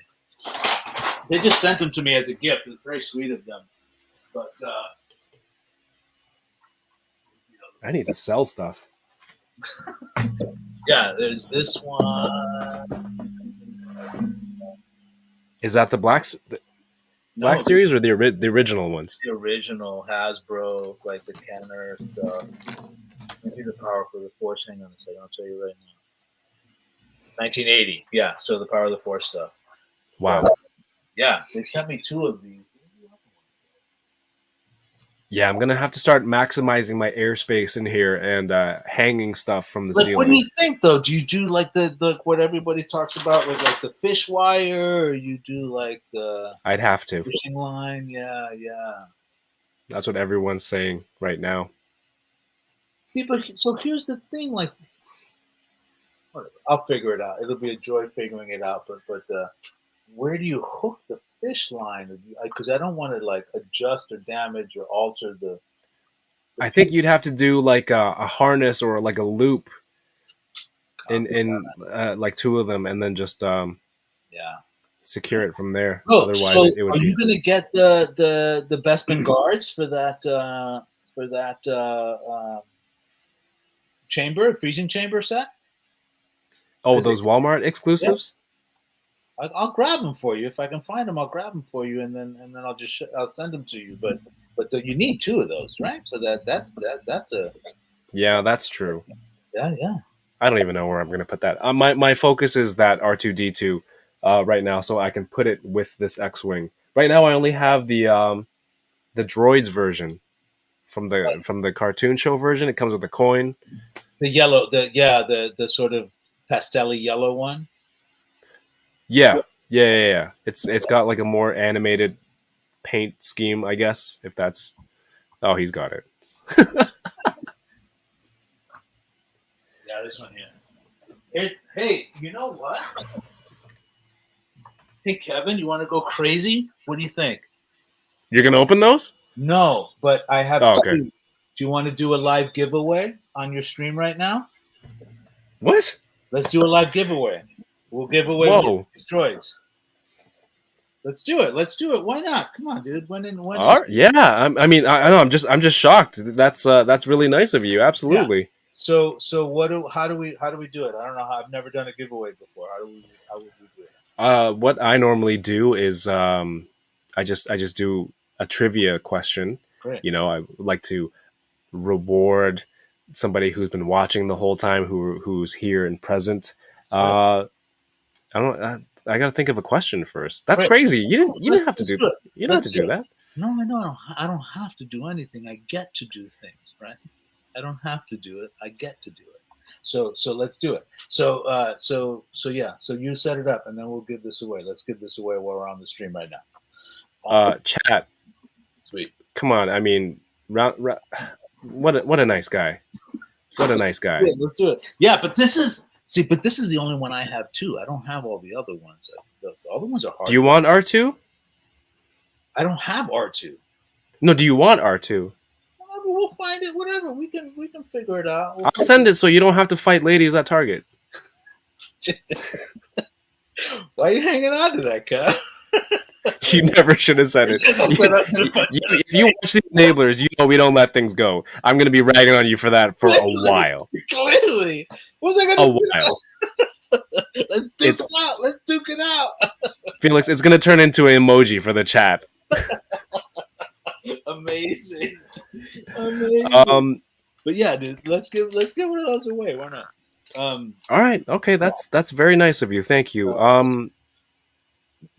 Let me think of a question. You know, sometimes I gotta. Do you have a good question about something that's me? Well, don't say it out loud. You know, are you on your computer? Yeah. You see, there's a tab on the side that says private chat. I did. It is okay. Yeah, you can if you can remember something that was spoken earlier, type it in there. And the answer, or I'll think of something. I'll let you know. I will definitely, Felix. I will definitely send you an Enablers hat. Let's do it. Dude, stop falling down. Why are you falling down on me? Your ankle rockers are like the worst. Come on, people. Everyone else is doing so well. Though. Sometimes companies need to step it up a little. This foot is like wicked crooked. All right, chat. You see how how much fun I'm having here just chatting with Felix. We're hanging out. He's a great dude. He's offered to give a C3PO away completely impromptu.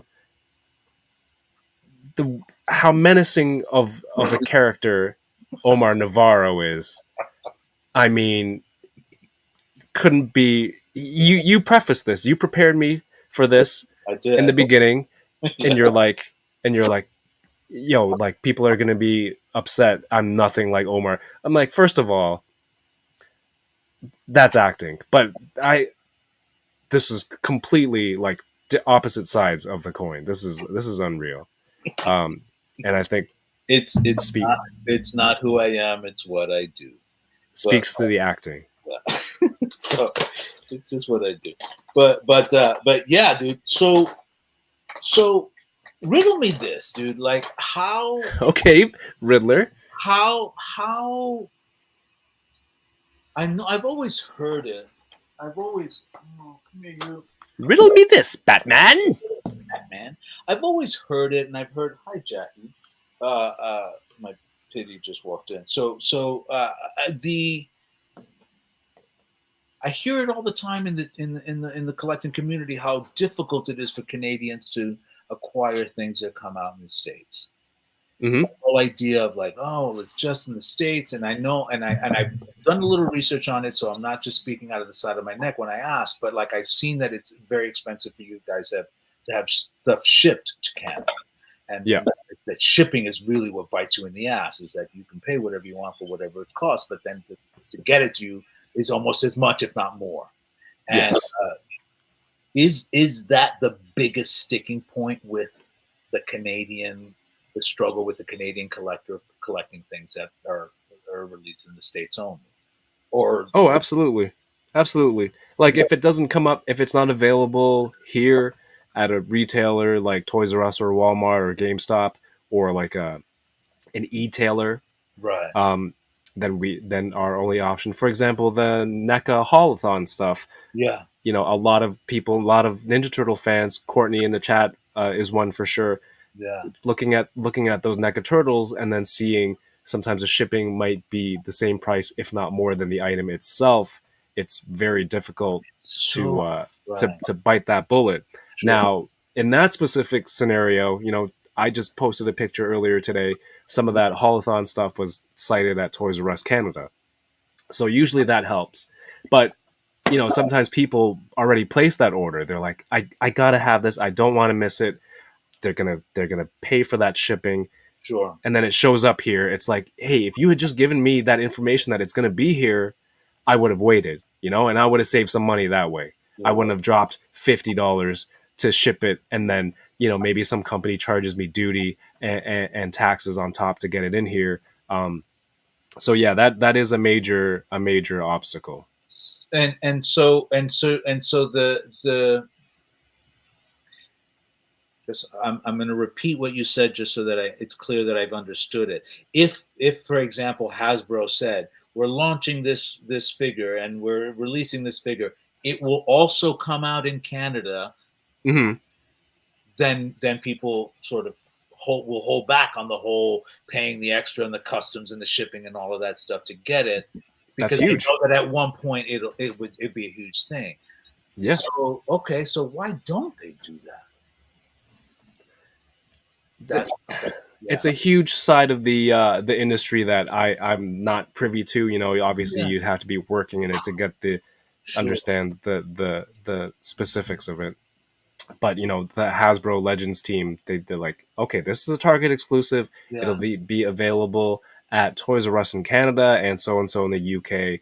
Or this is a Walgreens exclusive. It'll be available in GameStop in Canada or something like that. They say that in some of their live Okay. streams and events. Which Excuse me. So that's just from department to department. That's like from if Star Wars Hasbro department would have done it, then that's one thing.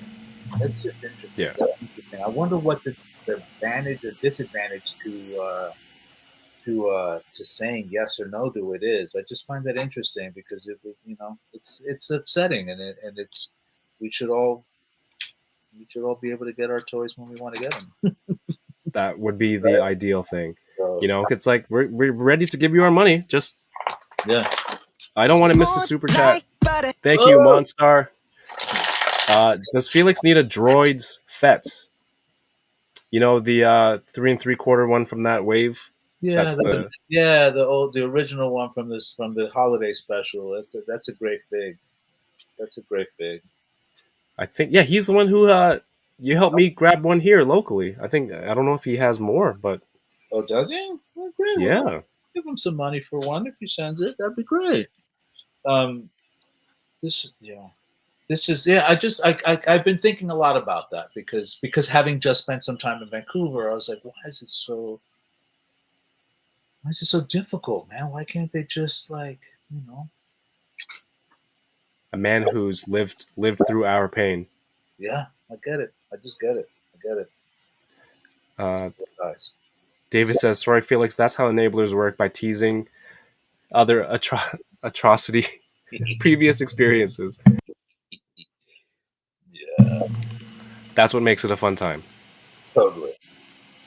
Do you still Okay. hunt, Kev? Are you a hunter? Do you go? Do you pound the pavement? Do you hit the streets and you chase things down, or how do you collect your stuff, bud? All avenues, all avenues. I hunt, and last week has been a little bit more difficult while recovering. But yeah, and online stuff, there are things I don't want to wait for, that I don't want to risk. There are things where I'm okay with, waiting for a sale or something like that. So, Sure. and then I'm part of a lot of great communities and groups. Northern Legends Facebook group here on Facebook. Great group of collectors. Yeah. A couple of Discords, WhatsApp chats, and just great community members. Monstar, who's in the chat, Oh, dope. he's part of that too. Yeah. Okay. Okay. Well, that's also interesting too. The reason why I ask it too because I'm the opposite of that. I'm a lone collector. I don't have You're a lone wolf. yeah, I don't have friends who are also in the collecting community and will share the information, or will say, hey, I'm at this target right now. I got this thing. Do you need it? Whatever. I don't have that group. I'm a lone collector in that way. So it becomes a little bit. I'm always curious and fascinated about how other collectors go about collecting their things and sharing their things and so on and so forth. I have a dear friend here. You in sound so Georgia. sad and lonely. You're like, I don't have anyone who does that. Dude, I love it. I love it. I love it. I love doing it by myself because it's the bounty hunter way. But I just find it fascinating too to see how others find the things they want and seek out the things they want and hunt the things they're interested in. I think that's also a really cool part of the collecting part. I talked to a guy who I was at. Can't remember the name of the convention that was in Vancouver when I was last there, but I was there and I went to the convention center and I was having a conversation with a dude who only hunts in the AM hours. He'll only hunt 5 a.m. when the stores are just about to open, and to 12 a.m. when the store is about to close, and do like the late night stuff and all of that. So. But yeah, it's just an interesting way for people to go about it. Some people don't like, ordering online, right? Because of course it comes, and all of a sudden, if you're an inbox collector, or if you're a mint on card collector, then your shit comes all fucked up. It gets all wrinkled. And you're just like, you're like, this is not happening, and all of a sudden, you know what I mean, like.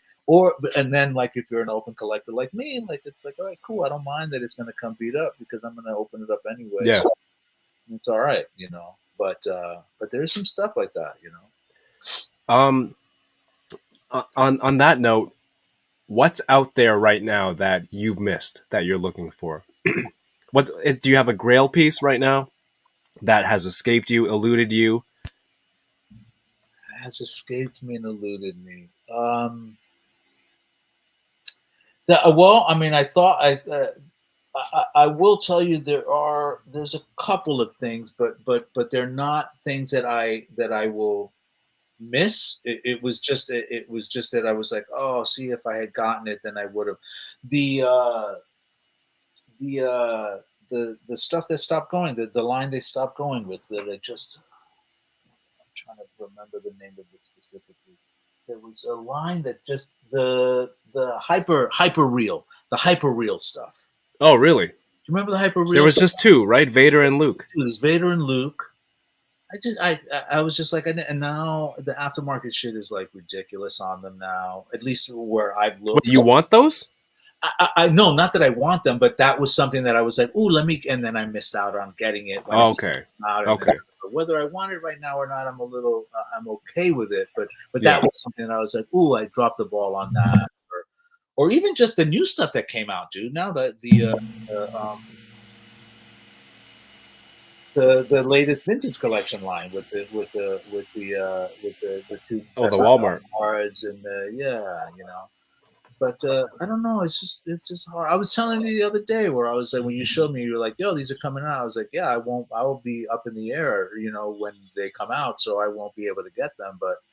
But and then I missed out, and then Well, a lot of people couldn't get them right away. I think they had to wait till later on and use the whole Walmart app. But I mean, there's a lot of people in the chat right now who are like, "I got your back, man." They'll help you find stuff. I've never seen that kind of support for me, guys. Thanks. yeah. Fabster's in the house. What's going on? Says Hyperreal was an interesting venture, closest we got to Mezco Star Wars. What was it? Was it like a 9-inch or 10-inch figure? Oh, let him know. I'm just gonna get a little like New York. I saw his ass on the Book of Boba Fett.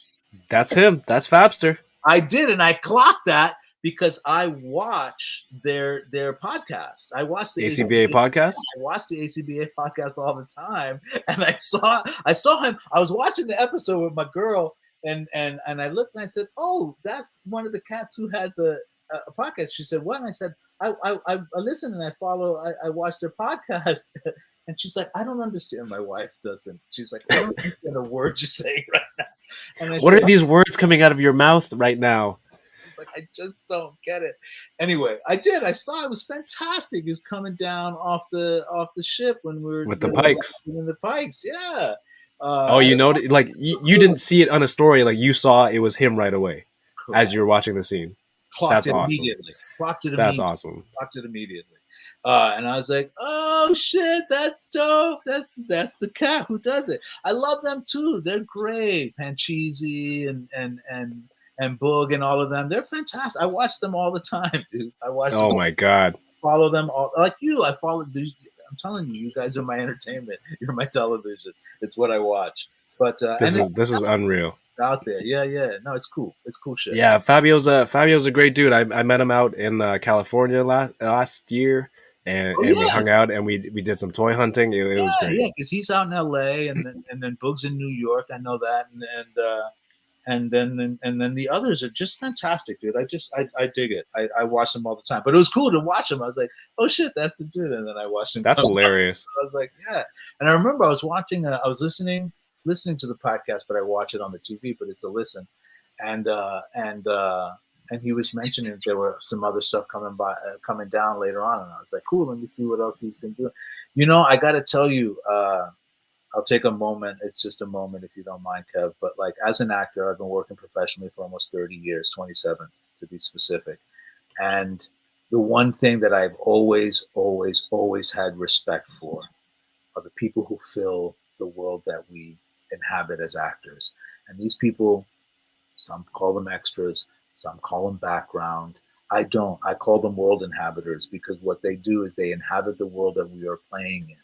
And I always try, whenever I'm at work, I try to reach out as much as I can. Now in this situation, in a very sensitive situation that we are with television, it's very difficult. If I come up to someone, I put my hand on their shoulder, all of a sudden they're like, it's a thing, right? Can't do it, can't say anything. You got to be careful. So, and respectfully so. So I get that, and I've made adjustments accordingly. But I've never ever missed an opportunity, and it's only because when I did it as an actor coming up in my career, when I did it, I knew what it felt. I experienced being unseen and not respected. And unfortunately, in our industry, sometimes the background, the extras, what I call the world inhabitors, they're overlooked. And when I first experienced that as a young actor, I thought, I'm never, ever, ever, if I ever get in a position where I am on the other side, where I'm one of the primary characters or the main characters or the, what's called the first team in our world, if I'm ever part of that, I won't ever not take an opportunity to at least find a way to acknowledge someone in some way. I see someone, it's hot, they're in a costume that is sweating, and they're just out of control. And I have, as a lead actor in the show or a lead actor in the scene, I have the ability to turn to an assistant and go, hey, can I get a couple of bottles of water? And they go, yeah, of course. And they'll bring them to me, and they don't know what I'm doing is I'm asking them for water so I can hand it to that guy whose beads of sweat are coming down his face because he's been sitting there for 16 hours with a big costume on. And no one acknowledges that. So I dig that and I get that. So anyway, that's another reason why I'm able to say that I was able to clock Fabster on there, because I was like, I know those people. I see them. I have an eye for them. I have a heart for them. That's fantastic, man. I just needed it. Whatever. I'm off the box. But yeah. No, it's not about it.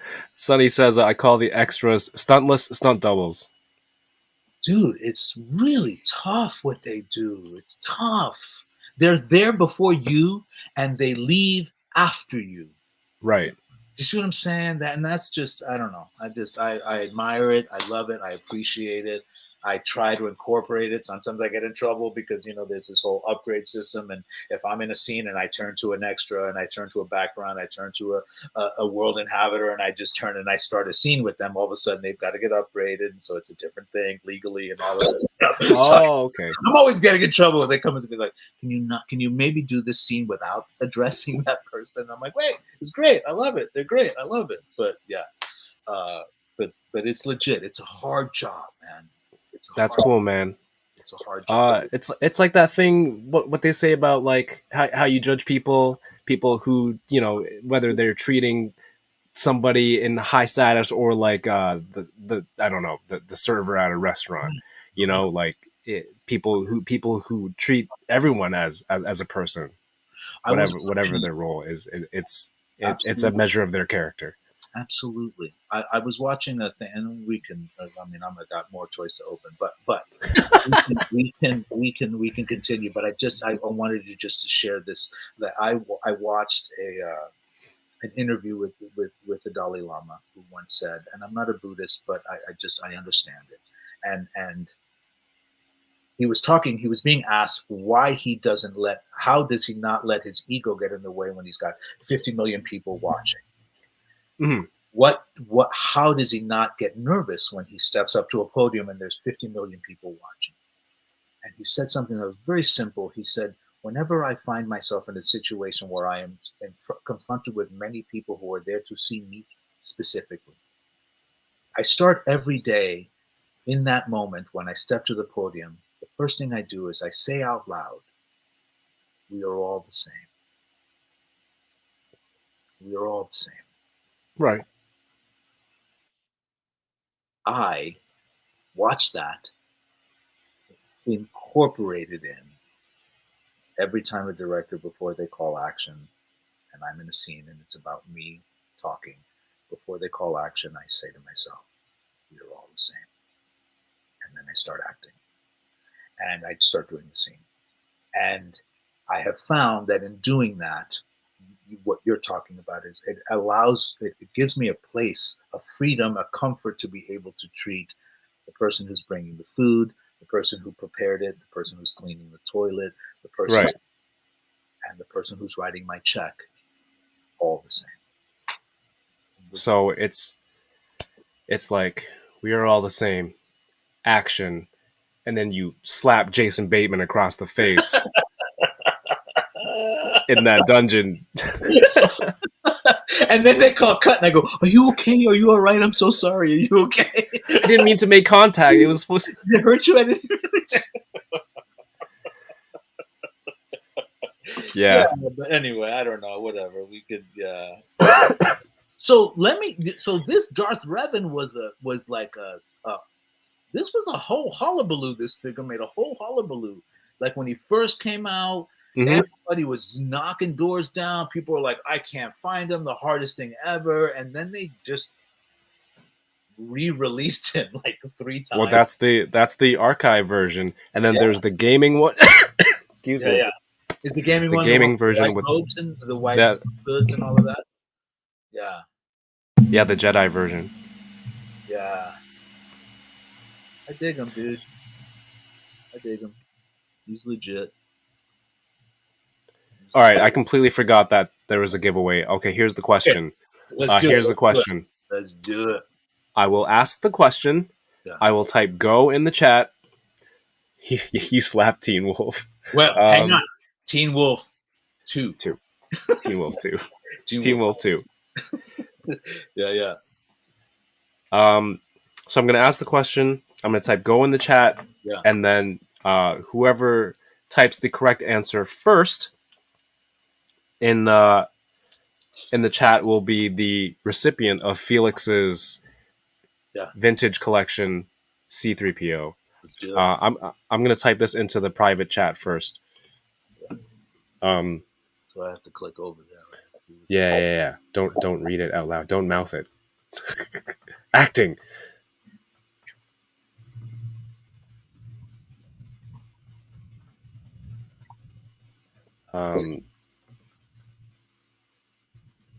Beautiful. I it's the coin that got me. Yeah. I'm into it too, dude. I have the R2 one. If you want to set, I'll sacrifice my R2 for you, and only if you got a second. Okay. I'll wait for the Walmart exclusive. Is looking at the private chat. Is this correct? That is correct. All right, that is correct. Ernie, I thought you said you had to go to your show, but he came back because he heard we're doing the giveaway now. He said, "I gotta go, Kev. Get well, bro. Great show for the Butter Nation, Felix." Mr. Solis, you got a lot of friends now who got your back, and I hope to meet you at Celebration. Yeah, I'll be there. I'll be horsing around, walking around. Go check out the Toy Migos too. I mean, there's a lot of great stuff. Plasty's here in the chat earlier. He does all his toy reviews in Spanish. Okay. I don't understand 90% of it, but I'm subscribed to his channel. He's fantastic. We always chat. He's teaching me Spanish in the background. We're talking about Ozark and Arrested Development, and he's a great dude. Go check out Plasti Adicto. Okay, so the question for everyone is, Felix was in Target and he almost fought a lady over this item. Go. Wait, it has to be after go in the chat, all right? And, of course, if you are the winner, message me on Instagram. I will get your information. I'll send it to Felix. I'll cover shipping. No, I got it. Whatever. We're good. We'll figure it out. It's great. The toy type and the character. Yeah. All right. Where's my go here in the chat? Plasty says, "Thank you." Yeah, man, Plasty, I appreciate you, man.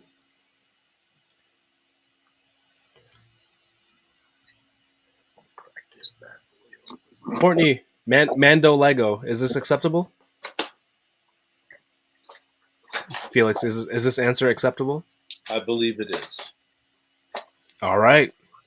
That is the first one on my list. That is my local and fellow Canadian collector, Courtney. Awesome. So, shoot, you want to just ship it all together. I can get it to him. Yeah, because I'm sending you this bad boy right here. So yeah. Courtney, congratulations. Yeah. I'll put it Felix, thank you so much. You did not have to. Card. If you're non-card, I gotta just be like all sensitive with it and do all kinds of bubble wrapping and things. But if you are, then pay special attention to how I wrap it and ship it for you, so that you get a clean card and a clean bubble and all of that. You know? I'm not a mint on card collector, but I respect those who are. So you let me know. I would love for you, after seeing all that Dalai Lama stuff and we are all the same, and then at the end of it you're like, I don't care for mint on card collectors. Could you imagine? Could you imagine? Yeah, and you'd be like, yeah. After all that philosophical stuff, you're like, I don't care for mint. That is funny. That is funny. Yeah, dude. How long you been collecting, Kev? Oh, shoot. I was going to ask you the same thing. Great hosting. I was a collector. I was an only child, so I had a lot of stuff, and I stopped collecting and I maybe like 8 years ago, Okay. that I restarted and getting more serious into this stuff. And then What was the trigger, bub?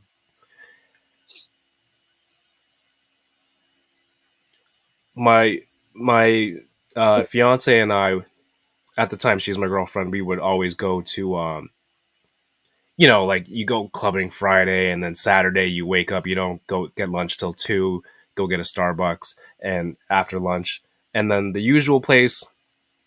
This is like the lamest story. Usual Starbucks was out of seats, so we went to a hotel that had one, and in the hotel lobby, I saw people in cosplay, and it turned out there was a toy convention there that day. The only time I've ever seen a toy convention at this hotel near my house. It was never there again. I go in, I see Toy Biz Marvel Legends, excuse me, and I'm like, okay, this is cool. This is Wolverine. This is Bishop. I'm going to build an X-Men team. And I started buying that, and then I started building X-Men stuff, and then it's just been a huge rabbit hole since then. Yeah. But I was going to ask you, you've compiled quite a bunch of stuff there. Yeah. What, and you said in the beginning, when you get there, you're going to get all these toys for yourself. Yeah. How long ago was that when it started? I was, I want to say let me see. So 81, 77, 87, 71. I was maybe 10 or like 11 years old, and I had handed, the numbers might be wrong, whatever, but I just remember handing my parents a list of Star Wars toys that I wanted for Christmas. Nice. It was a pretty healthy list, Kevin. Shit was not like, give me 2 stormtroopers and Darth Vader. No. You had to be really good that year. Like, the scroll opened up when I handed it to them, like it was a full blown. And then, like in the cartoons, and it hits the ground and it's still rolling. It just kept going, like a roll of toilet paper let go down the hallway. And so I remember giving it to them and just walking away. And then that sort of in the middle of the night that night, I heard what I thought was an argument. And so I got up and I went to my door and I like put my ear to the door, and it was my mom and my dad, and they weren't arguing. They were just in a heated debate trying to figure out how they were going to earn enough money to buy all these toys. Right? And oh my God. Yeah. So one, I was like, wait, there is no, so Santa Claus. So that was my, there is no Santa Claus moment. Oh no. That was it. And then shortly after that, there was the, oh shit, I just asked my parents for this. And no. So I immediately went back. I redid the list. 4 figures, a Yoda, a Darth Vader, and 2 stormtroopers, because you can't just have one. And so I had I had to modify my list, but there were still, let's be realistic. I had the army build, but like I and then the next morning I handed them. I said, "Listen, I changed my mind. I was all wrong. This is wrong. This is what I want, Mom. This is what I want, Dad." And I got those 4 figures, and it was in that moment that I made the decision that I was like, "Cool. When I get older, I will do it." Then I got older. Girls, right? All that cool. Let's hang out, graffiti, breakdancing, hip hop, all of that, and then about 10 years ago, my brother called me. My brother said, "Hey, Dad and I are cleaning out our rooms. Do you want any of this shit?" And he sent me photos on my phone. And any of this shit was my old stuff, like all my old stuff. And so I was like, and then I got it and looked at it and was putting it out and cleaning it up and looking for the weapons and trying to match and all this stuff. And I was like, well, I got to get, that gaffy stick is no longer there. So I got to go get a gaffy stick and did it. Rabbit hole, dude, like fucking rabbit tunnel. And it's been nonstop ever since. But it makes me happy. It genuinely makes me happy. So that's beautiful. Yeah. Yeah. Uh, But it took time because you learn about all these other exciting things as you grow older and come into your own, and so I had to put that down for a little bit, but not for long. you, yeah, Sonny had Lego Boba Fett. It's a Lego Mandalorian helmet. Yeah. So, Sonny, while you were technically the first to answer on my screen, that is incorrect. But thank you for tuning in. You glossed over this part real quick. What? Breakdancing and graffiti and hip hop Yeah. I grew up in New York, bro. in New York. Yeah, I grew up in Chelsea and Greenwich Village. I grew up during the urban blight era. The kids, so Adam Rock and Adam Yauch, the Beastie Boys were their side gigs where they were after school program.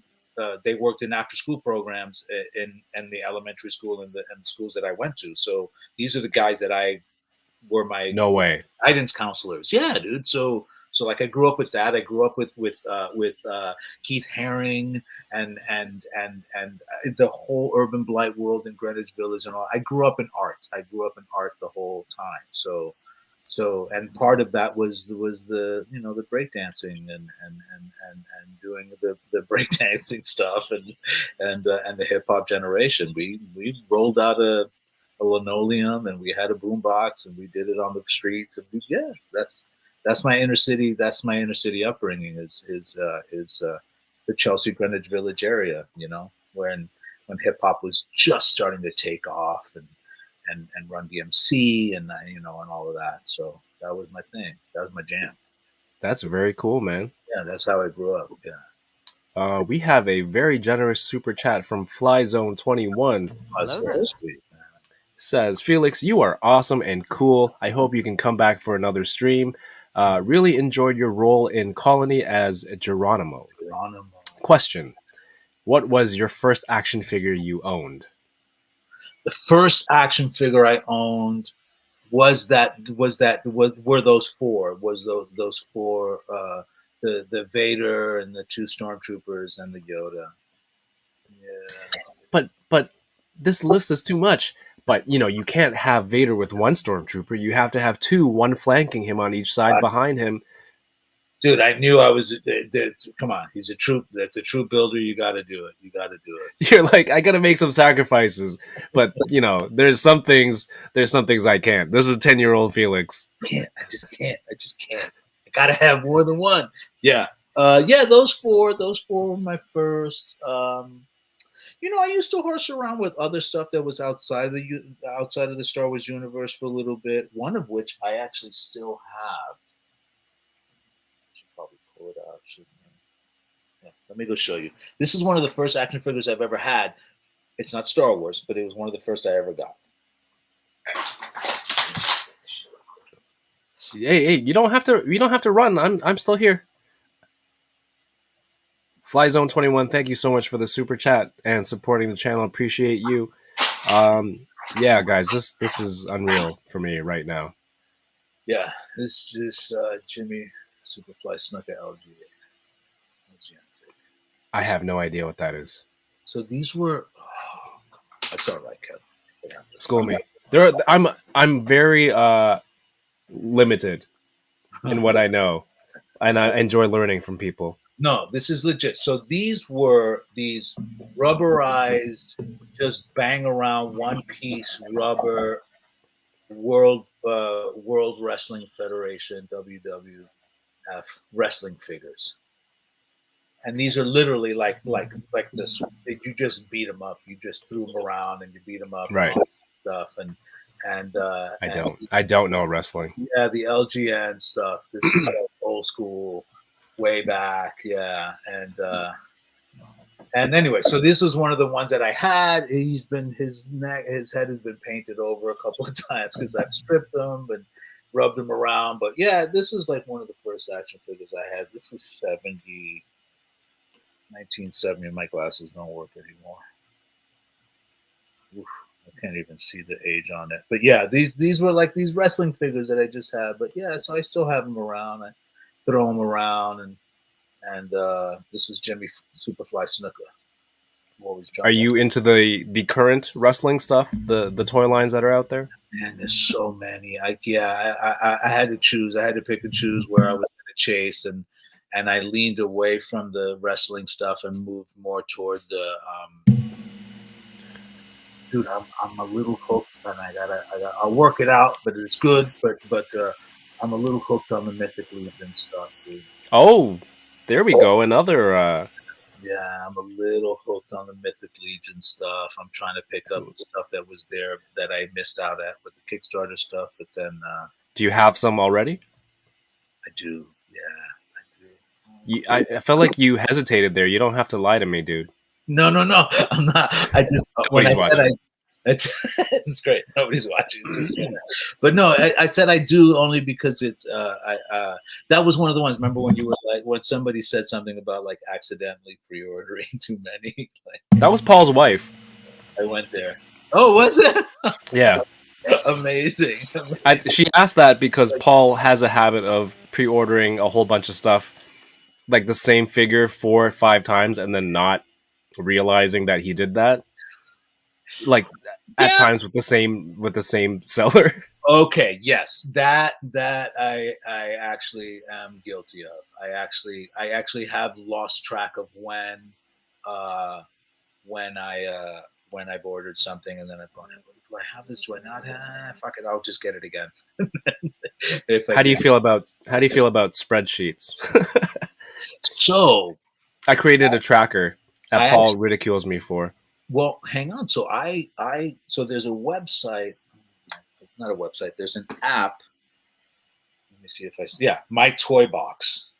It's My Toy Box app. And so I don't know if you'll be able to see that. Okay, so My Toy Box app is an app that just literally has every single Star Wars action figure ever made. There's a retro collection, a hyper real, and then you just click it off. Here's the vintage collection. And then you just start clicking it off and you search for it. Oh, like if you have it. If you have it, you zap the barcode, it goes in, it tells you have it. There's a little, you can't really see it, but there's like a little W. Searching. Yeah, it's called the Toy Box. The toy. Are you on Android or Apple? Apple. My Toy Box. Sorry, My Toy Box. And yeah, it's I don't need this. My mind is a steel trap. 1/6 shooter is the photographer for Four Horsemen Mythic Legions. So he is. Yeah, no, he is hyped. He says, "What do you need?" I just got the well, you know, that Krampus. Everyone was chasing that Krampus, and I picked it up. I was able to pick up the latest re-release of it, of the Krampus, which was great. But I just got, and I didn't know that there were 2 head sculpts for it. So when I got one, I should have gotten 2, but I didn't. I only got 1. But I got the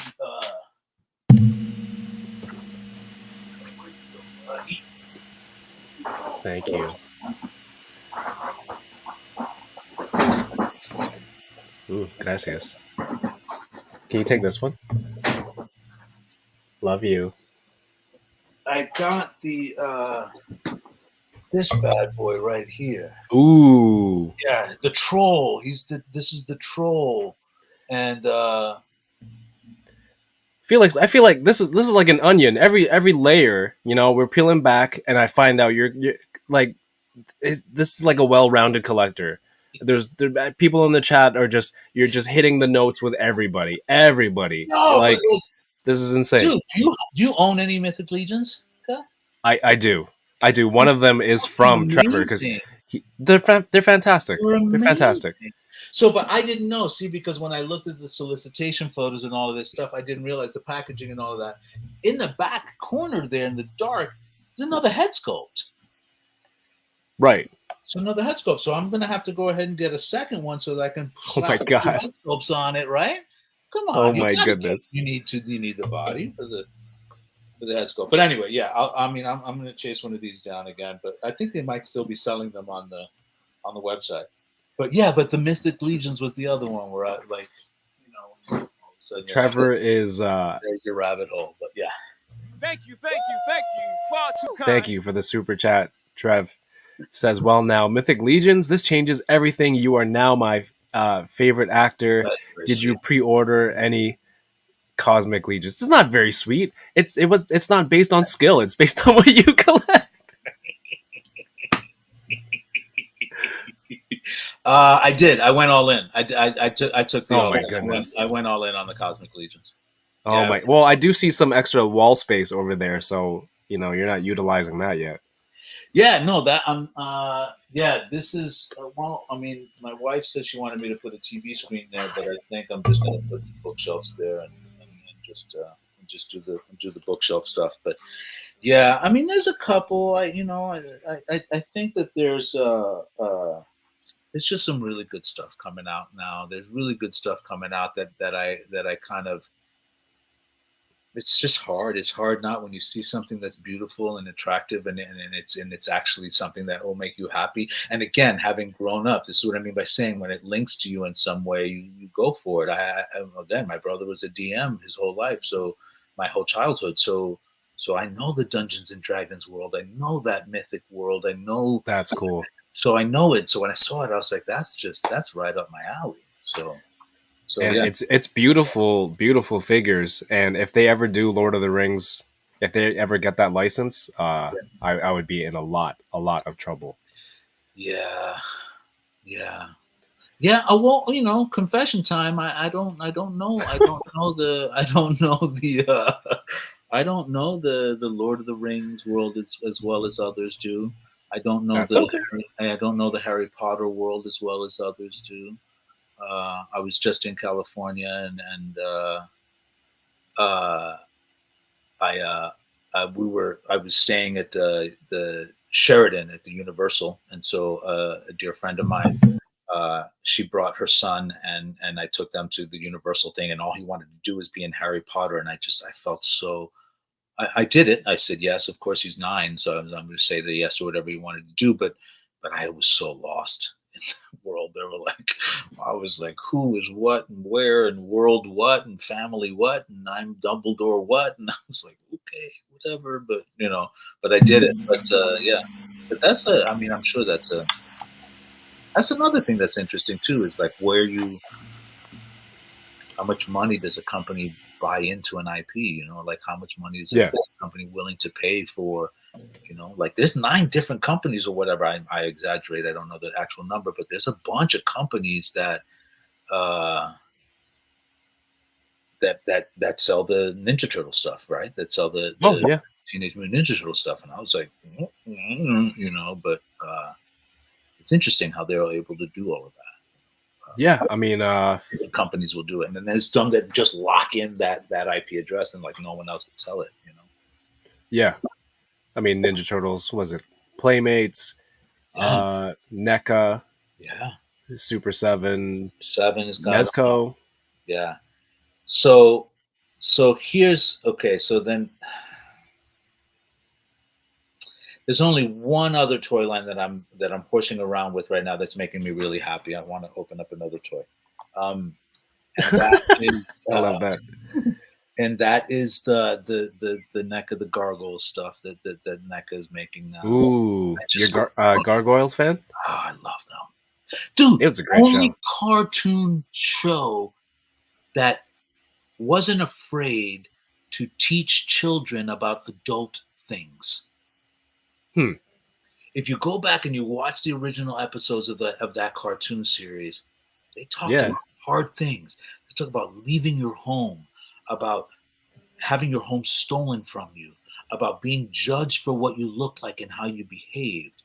About these were adult themes that children. It's a great show, and it was a beautiful way to have it covered or layered in a cartoon, in an animated series, in a way that still made you feel a little less like you were being preached to or you were being talked down to, but it just happened in the world of Gargoyles. But I recently revisited the original episodes, and we're looking at like really hard things. I mean, at one point, that one episode where she gets shot.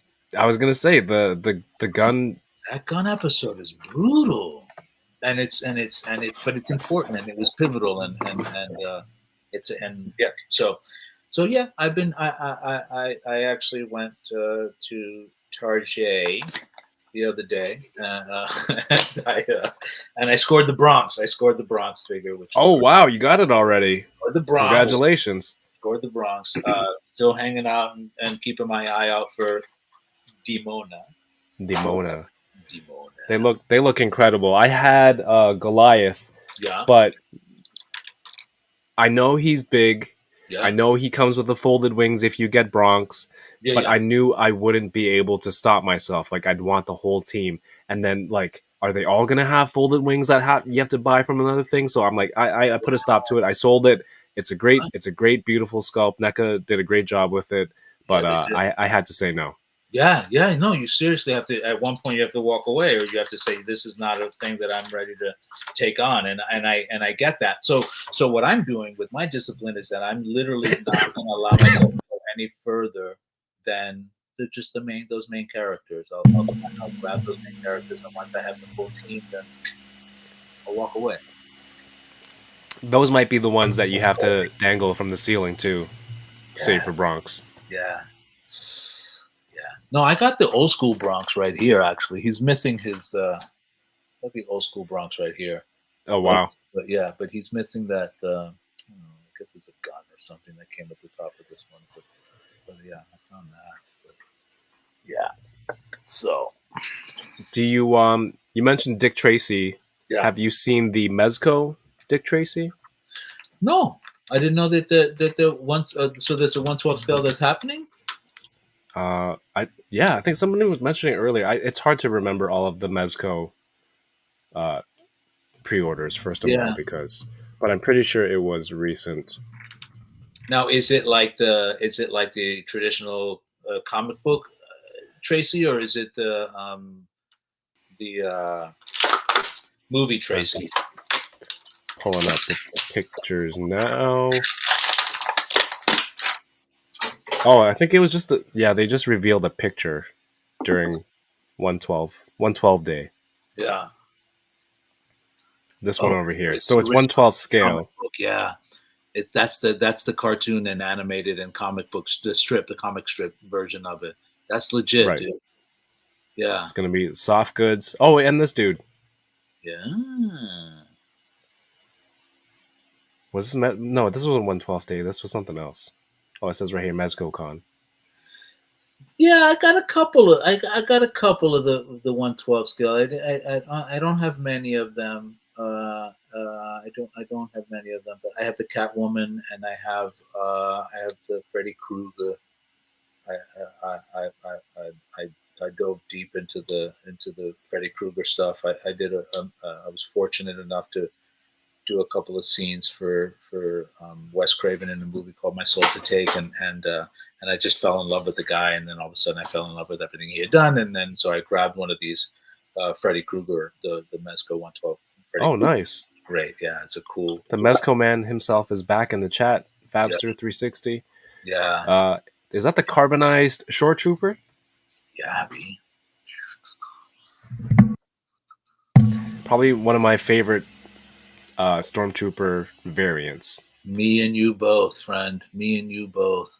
Is it really, really one of your favorites? Yeah, absolutely. I love it. Oh, God, see, now I got to give you something, friend. What? I'm going to give you something that I think you're going to like. Let me go. You've given me so much. Yeah, You've already given me so much. Stop it. I'm going to give you something that you like. You're going to love this. Who is this guy? Why is he so amazing? What is happening right now? I was raised right. All right, here you go. So, do you know this company right here? Is that a Koto Bukiya? This is Sega. Do you know this company at all? I know Sega, the video game company. That's what I thought too when I first saw it. But what it is, it's a statue. It's kind of a standing statue. It doesn't need a base. I'm going to pop it open for you real quick, since we're unboxing. It's the Shore Trooper. Oh my gosh, that's beautiful. Isn't that pretty dope? I'm gonna send it. I'll put that in the box for you when we send it to you. But he's legit. He's not articulated, right? He's just sort of a standalone statue. I found it at I might have found it at Celebration in Chicago when I was in Chicago. But he comes with these two little square round little foot peg things that just connect to the bottom of it, and then he's able to stand by himself. But he's pretty legit, dude. What do you think? Sega. I mean, it even has a Sega video game. It has the a company Sega logo. I know. I don't know the company that well, but when I saw it, I was like, this would be a cool little gift in the future for somebody who really likes Shore Troopers. And I just found someone who really likes Shore Troopers. So there it is. I'm going to send that to you, bud. Man, that's very generous of you. Thank you. And Plasty, as Plasty says in the comments here, he says, you don't say no to Navarro, Kevin. So. Yeah. Anyway, I'll put that in there. But it's great. Yeah, no, I love these Shore Troopers. Dude, I'm a fan of the carbonized stuff. I know some people hate on it, and I get that. I understand that, sometimes these weird looking like side lines that people launch out and stuff are not so, but this looks really legit, dude. Some of them look okay. Some of them I could do without, but to each their own. You hit or miss with them and yeah. The blinged out stormtrooper. Yeah, the blinged out stormtrooper. Yeah, he's sitting right there. I haven't opened him yet, but something about this that seems right for some reason. The gold. Yeah. Do you have this power droid? Yeah. Yeah, that's a good one, dude. Yeah, that's a good one, dude. Yoko, gonk droid. Gonky, gonky, gonk. Yeah. Oh, his feet are articulated too. You can kind of turn them a little bit. Does he have? Oh, nice. This is two plastic totes. It's good too. There's a nice. That's a nice variant where there's color on it. The little splashes of color on the thing. It's not just one piece. Yes, Yoko, it is almost my birthday. I lost my sense of taste. It's supposed to be like all these steak dinners and ordering Mexican food and stuff, and now I can't taste anything, so I gotta wait. Yeah, that sucks. But look at it this way. You got something to look forward to, Kevin. When you get your taste buds back, everything's going to taste that much better. So, yeah, that's going to be... I can't wait. Hopefully it's soon. Peter, thank you so much for the super chat. And, Peter's giveaway item was the one that wound up with you. Oh, Bearded Joe. Builds. Yeah, that's him. Joe. Says, Wicked Stream, Felix, you're the freaking man. Love that you're a nerd like us, Kev. You're doing an awesome job. Being sick won't hold you back. I am on so many drugs right now. Well, you gotta do what you gotta do to take care of yourself. Yeah. I'm a professional. Also, I've been waiting for this for so long. There's no way I'm missing this. There's no way I'm missing this, and this is just a lot of fun. This is the carbonized incinerator stormtrooper. So good. It's a little bit like ivory glossy. Yeah. There's a little sparkle to it.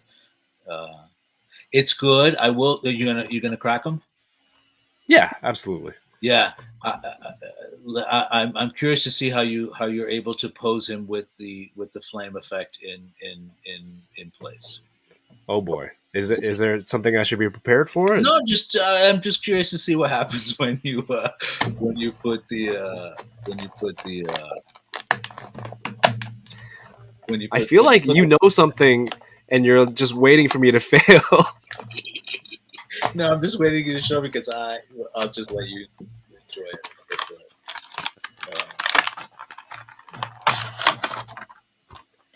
I feel like I'm being set up here. No, I'm curious. I'm more curious than anything else. I'm really just more curious than anything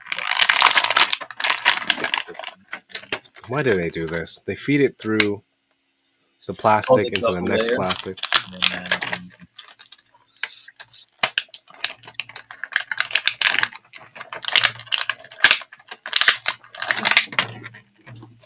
All right, so that's a separate piece. Courtney, Are you sure you want to mock my building skills right now, sir? The man who is in charge of your prize from Felix. Beware, sir. Beware. Man, I honestly still can't believe that. Is tough though, B. That Modok was tough. Like, no, you're not the only one. I've seen others. I know. Like, struggle with that shit. That's not like the. Yeah, it's not like the easy. So you know about it. I do know about it, dude. Yeah, I've seen others have issues with it and break their fingernails and shit, and all kinds of shenanigans with it. But yeah, man, I cracked some of the plastic, put some stress marks on there. Yeah, yes. Okay, so all that's legit. Like you got like the All right, let me just see what happens when you put that in. I mean, what? This is supposed to happen, no? Yeah, there you go. Okay, cool. Now let's see if you can stand it up. It's heavy. How is he gonna stand like this? That's my point, dude. You need a stand. Okay, what if he holds it across his body and he's shooting it? Does that distribute the weight a little bit or no?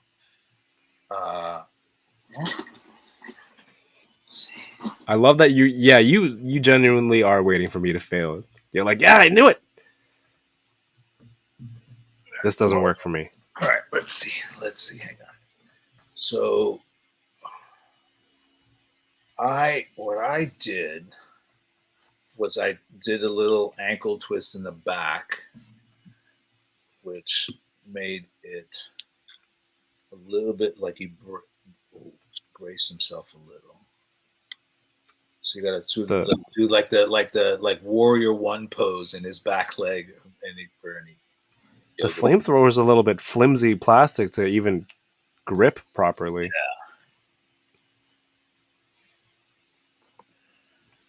I mean, it's good detail to have, but I can't. It's legit, but it gotta bend at the knees. But I got nothing. Yeah, it's tough. That's the one thing that I'm like, I got.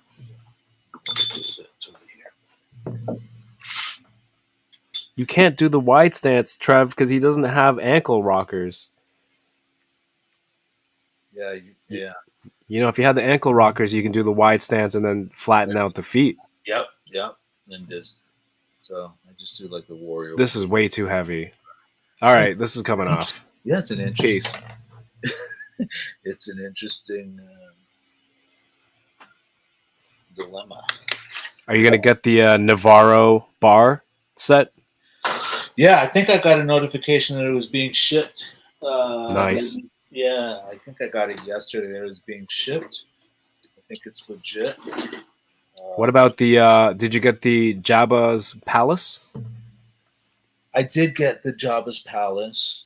Nice. That's a nice looking set. Yeah, just one. But then right after I ordered it, the Lego set came out.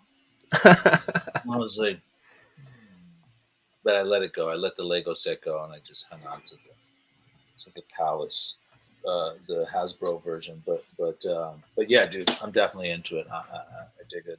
I'm into the. Awesome. How are you going to display that? Coffee table, shelf, bedroom? No, I think I'm going to do the top. Remember, I was going to open up the Razor Crest when we were talking earlier, and I was like, maybe I'll just crack that open. But then I watched a couple of videos of how people open it.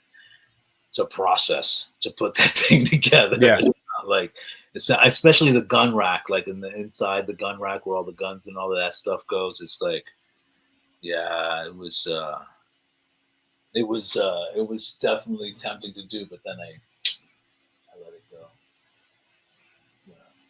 You'll have to find a spot for it for sure. Oh yeah, definitely. But like that is a. Yeah. Which Darth Maul is that there? This is Play Arts? The Play Arts one. I scored this in Vancouver. Paul and I went to. We were at the same show. We didn't see each other much there because as soon as the doors opened, we both went shopping. Like, he's like, hey. I'm like, hey, see you later. Bye. That was it. You're both saying hi, but also eyeing the other table. Hey, Felix, how you doing? Oh, hey, Paul, I'm good. How are you? Oh, I'm just yeah. Bye. See you at dinner. Yeah, totally. But I found it. Yeah, this Square Enix. Yeah. Let's crack it open. Let's see what happens. But there's a lot of. They're pretty nice looking figures. It sounds like there's a lot of loose things in there, so it may be that something is broken. Uh-oh. But who knows? We'll see. Trevor says, I picked up the Jabba Palace set with the wall for Carbonite Han. Oh, that's the set that came out before, right?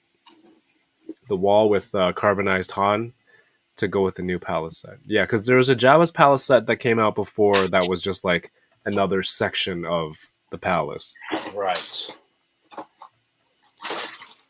I'm not impressed with this wire that is on this Flame Trooper. Oh, is it a little flimsy? Yeah, and then this handle is super soft. He's got this giant glue gun, cocking gun. All right, it's all right. It's the stand. It was loose and crunchy in there.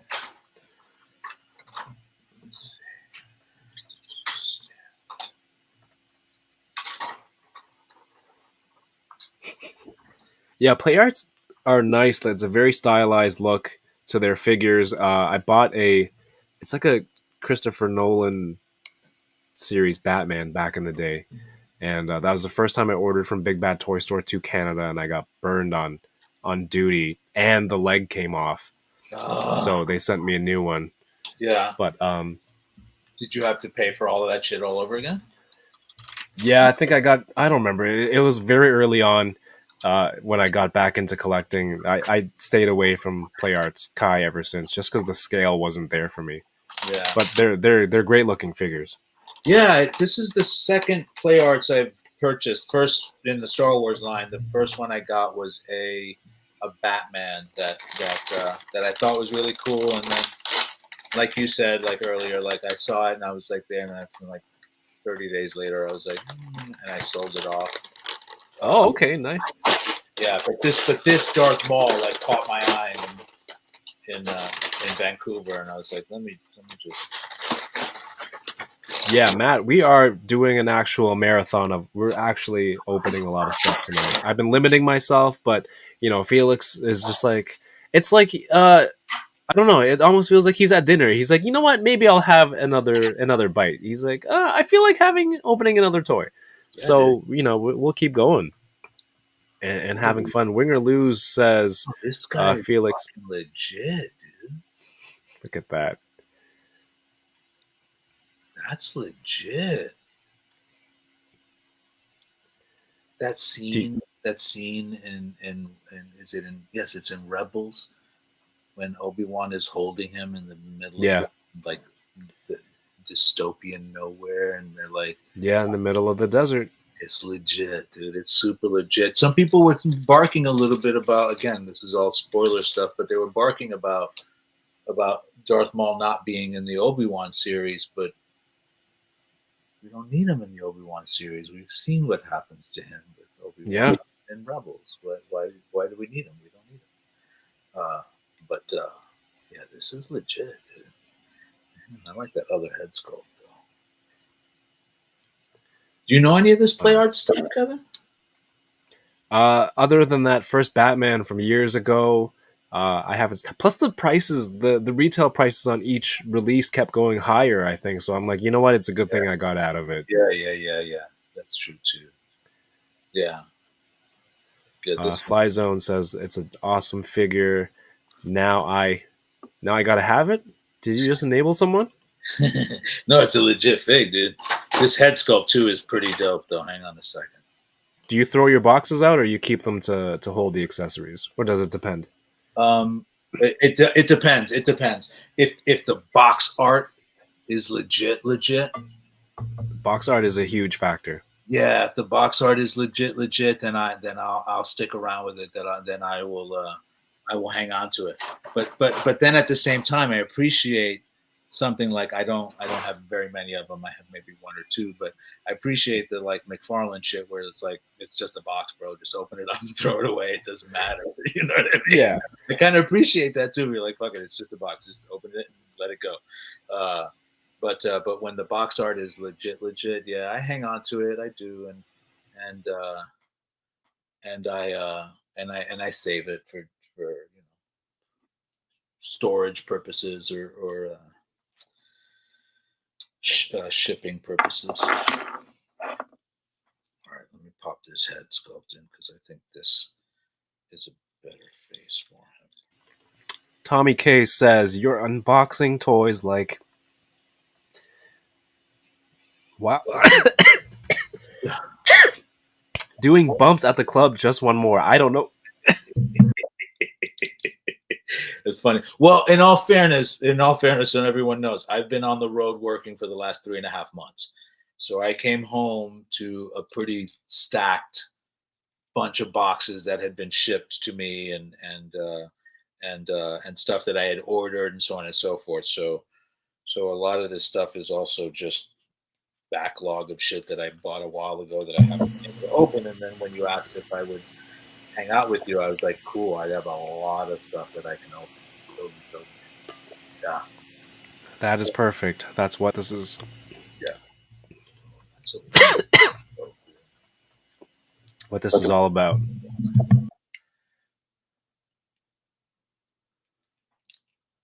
Yeah, this is pretty cool. This is pretty legit. Let me see what his is a lightsaber look like. This is a lightsaber. Do you do any art, Kevin? Are you artistically inclined to do any kind of stuff? Paint, music? I like to take photos. Dope. Sometimes. Does that count? Yeah, of course it does, dude. It's an art form. It's an art form. It's one of the few art forms you can actually do by yourself. Yeah. Not. Can't draw. I can't act by myself. I need another person. I need a scene. I need a script. I need so many things to do my art. But there are other art forms that you can do by yourself, which is legit. But okay, cool. So you like photographing stuff? Yeah. This whole toy collecting stuff started with me wanting to take pictures of it. Gotcha. And then, excuse me. Yeah. Got me more into photography in general. So it's pretty interesting. He draws a really cute MODOK.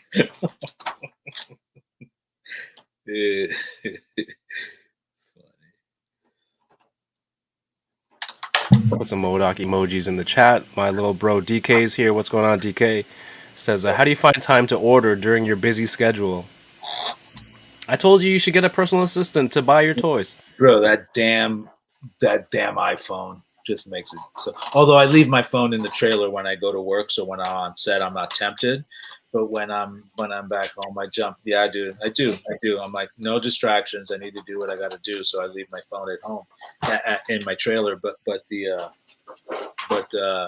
truth is that it's just so easy now with the iPhone, man. You're just like, bing, what's that? Oh, it's going on sale. Go. You know. It's so rough, but yeah. I mean, you showed me that you brought figures with you to your trailer, haven't you? I have. Yeah, that 12-inch Obi-Wan that I was horsing around with the last time I was working. So I do bring I'll bring my toys, which not everyone understands. They're a little confused at why somebody who's playing a pretty ruthless character is walking around with 12-inch action figures in his bag, but just honestly, if people were like tuning in, I mean, first of all, it's acting. You're not expecting an Omar Navarro type character to be here, but like you'd be surprised. You're so far. Yeah, really. You'd be surprised. I recently got a unsolicited message on my Instagram page where someone pretty much threatened my safety. Yeah, because people take it so seriously and they think I'm the person that I'm on TV, and so it becomes a little dangerous. And I actually had to go as far as filing a police report because I just felt a little unsafe. The person mentioned some things that seemed a little too close to home, and Oh so no. yeah, and I was like, all right, I gotta go protect myself. Because of course my 70-pound pit bull is the sweetest thing in the world. He may look like he'll tear your neck off, but he's actually the sweetest thing in the world. So it's not like he'll defend me if I'm walking around. But yeah, somebody sent me a message who's like, yeah, maybe one day when you're walking your dog at night, and how did you know that I walk my dog at night? That kind of thing. Yeah, and I was just like, all right, well, I'll let it go, and I'll just make sure that the authorities know about it. But Dang. sometimes, yeah, sometimes it gets a little serious with the fandom. But again, you just protect yourself and then you keep moving forward. It used to happen all the time, in soap operas. It was a big thing in soap operas where a lot of people were very afraid of becoming soap opera actors not because of whatever would do your career, but how people would perceive you. And then they see you in person, all of a sudden they think you're that person, and then they behave toward you like you're the person on television. And it gets, Right. it's a little, the lines are blurred between reality and fiction. That's kind of crazy. Yeah, it's a little nuts. Yeah, that's legit, dude. I like that fake. That's a good one. Oh man, I feel like I'm on borrowed time here with my cough, but hey, we're like 248 in. Yeah, we're 10 minutes away from me turning into a pumpkin. Is that all right? You want to wrap it up soon, or in like 2? I'm looking at mine. I'm 10 minutes away from midnight. Yeah. So, but that being said, in the 10 minutes we have left, I do want to say to you, and I want everyone to hear me say this to you, Kevin. You are genuinely a kind and good person, and I felt that from Git, and it's one of the reasons why I even extended. It's one of the reasons why I said yes, and it's one of the reasons why I've stayed on as long as I have.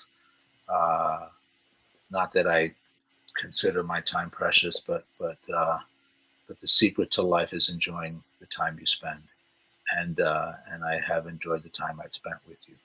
So do that. Continue to be who you are, and you are a good person, despite what those other guys said about you the other day. But What guys? Was it Mike? Was it Mario's mom? Mario's mom is always giving me a hard time. Probably, but I do want to say that it is something that I don't think you need to hear it. I think it's required that you hear it. That you are a good person, and that you do some good stuff, and you have good content, and you got good energy, brother. So, Man, I appreciate that. And that. So there, I wanted to make sure that we said that before the censors came in or the Russians came down and shut us down or whatever. Yeah. if there's one thing you had to get across, man, Felix, that's very kind of you, and again, you agreeing to come on. I'm still a little bit not believing this is happening. I mean, up until like you showed up on screen, I thought someone was still like there was a possibility that somebody was catfishing me, Be like, or like, yeah. And then but yeah, I mean, you come on here, we have a great time. We're just joking around, having fun. The chat loves we shoot the shit. Everything you're collecting, your stories, and the kindness that you've shown, just randomly like, hey, you know what? Let's give away a toy. I mean, yeah, it's what's the joy? What's the joy in hoarding? There's no need. There's plenty to go around. We should share it, and we should give it away. And When in doubt, give it away. Give it away. Give it away. Yeah. You're incredible, man. Thank you so much for agreeing to do this. And you Yeah, know, man. I warned you in the beginning. Sometimes out of nowhere, next thing you know, it's 3 hours, Yeah. and we're on. And so gotcha. No, another victim to the collection.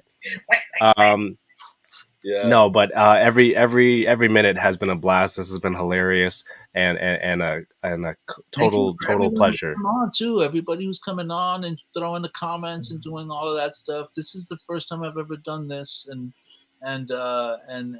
it's nice to know that when we did, there were people listening and reacting and Mhm. responding and having a great time shooting the shit with us, and that's also part of why we do what we do, because it isn't a solo act. There's a big community of it. I may feel like I'm a solo collector because I'm just a private and quiet person, but um, it's great. It's great to see many people on and sharing and saying hello and shooting the crap. So that's also pretty dope. I am incredibly blessed and fortunate for. I mean, this is episode 95. Thank you for bringing that up, Courtney. Dope. And That's great. everyone who's watching, for you being here. Thank you. What have you got going on? What should people check out? I mentioned. Oh, I don't know. I mean, I don't. I'm not good with the social media stuff. I'm just on Instagram. I'm Felix Solis at Instagram, and if I post once a month, that's a lot. But sometimes it's just something catches my eye, and I go, "Hey, everybody should see this." It's hard for me to do something like that because when I post, I feel like if I'm posting something, I feel like, "Look at me," and I'm not that person. I don't like people say, "Hey, look at me." Instead, I like, "So look at that, look at him, look at her, look at what they're doing." So when I post, I try to do that. But that's really it. I mean, the final 7 episodes of Ozark just recently was announced. That'll air on April 29th, and that should be exciting. There's a lot of good fun stuff. I'm excited to see what's happening because I'm the kind of actor who will remove my scenes from a script and work on my scenes and only be responsible for my part of the storyline, so that when the show comes out, I can watch it as a fan as well, because I won't know what else happens because I won't have not read it. So I pull my scenes out and I just focus on what I need to do for my responsibility in the story, and then that way I can watch. Like I said, I'm repeating myself, but that's true. So I don't know, but that'll come out on April 29th.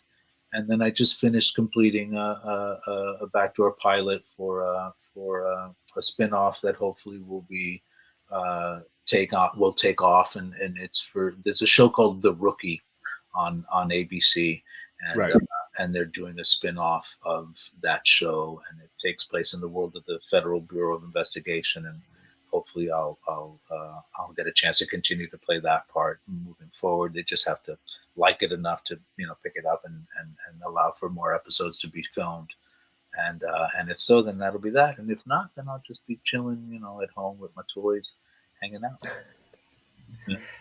Well, I wish you all the best. You're a fantastic actor, and even greater dude to hang out with. And thank you for being here.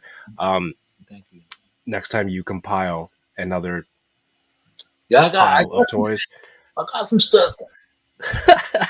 you let me know. I did a bunch of these. Remember these 12-inch Kenner line? You don't, because you're a child. I've seen boxes on shelves. Yeah, I just got a bunch of these from a friend who didn't want them anymore, and I said, I'll take them. So maybe we'll crack open some of those 12-inch Kenner lines. Was it like in the rectangular box, and did it have a door? Yes. And the window? Yeah. Yeah, I used to work at a comic shop that had a bunch of those. Dope. Yeah. Yeah. What do you think of that? What do you think of that Crimson Rain? It's interesting. It's a part of that world. Shira stuff. Yeah, right. Like I love how we got a chance to see a little bit of what we left off with at the end of Solo. Where we're like, oh, right. Kira, Sabe. You thought we were done for tonight? We're not. We're talking comics. Sabe, I like that they put that character in. They brought them back in, and yeah, because that's a way of noticing like the things that people like, and then go,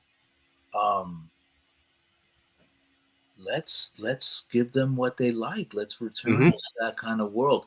I will say I don't want to wholly hold him responsible for doing this, but somebody like Dave Filoni, somebody like Jon Favreau, they legit like they were like, all right, look, remember this? Remember this? Mm-hmm. We went to the archives, right? They flipped through the fucking. They went through the archives and they pulled, and they were like, this is it. So they, you know what I mean? That's a kind of cool thing. Yeah. And I think they're doing that with the Crimson Reign stuff now, where it feels like there's some legit characters and storylines and things where you're like, I remember that, or that was just touched upon, but it's something that was already in existence. Which I think Star Wars is like, there's always pockets in between here and there that hasn't been explored, hasn't been filled in, and there's a lot of opportunities for that, which is great. I think the Vader series, for a while, at the beginning of each issue, there would be like flashbacks. You know, Vader would be doing something, and something would trigger his memory as Anakin, and he would have flashbacks, or he'd have nightmares of like, you know, an alternate ending with him and Obi-Wan, and it's a lot of great stuff in there.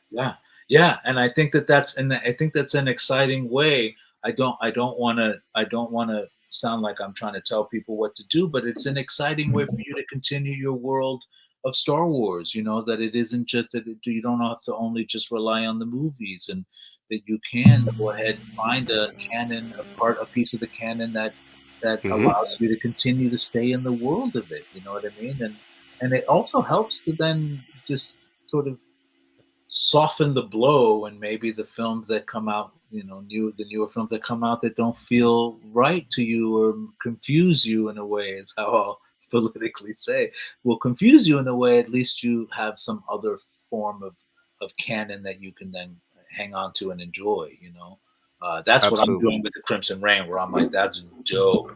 Like, yours there, and Dr. Aphra ties in. All of that goodness, all of that great stuff with the characters tying in a way, and allowing for you to be able to do it at your leisure. Meaning, you can go to the comic book and you can pick whatever issue you want, and so on. You don't have to wait for the film to come out. You don't have to wait for anything, you know. You can just go right ahead and just flip through stuff at the comic book store and read it. And I think that's great.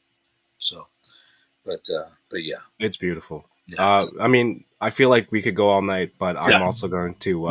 Go, brother. Go. Hey, take care of yourself. And Felix, better, man. This has been an absolute pleasure. You're fantastic. Everyone, Ozark, April 29th on Netflix. I will be doing the Boba Squadron podcast with the Squadron tomorrow, and we aim to be back Monday. So make sure you check out Instagram at Boba Squadron, or all the information is on touringaround.ca. Again, Felix, you're a legend. Thank you for coming on. And this is. How do I do this when you say goodbye? What am I supposed to do? Do I do the fucking the thing slam, or do I slam the car? How do I turn off the thing? You don't have to slam anything. You could just hit leave at the bottom. Hey, I mean, it's your computer. Okay, great. Well, it's your computer. You know, like deal with old it. Curmudgeon-y guy, the 50-year-old guy asking what to do on the computer. Computer, disengage. Thank you. Have a great night, everyone. Thank you for watching, and keep touring around. Peace.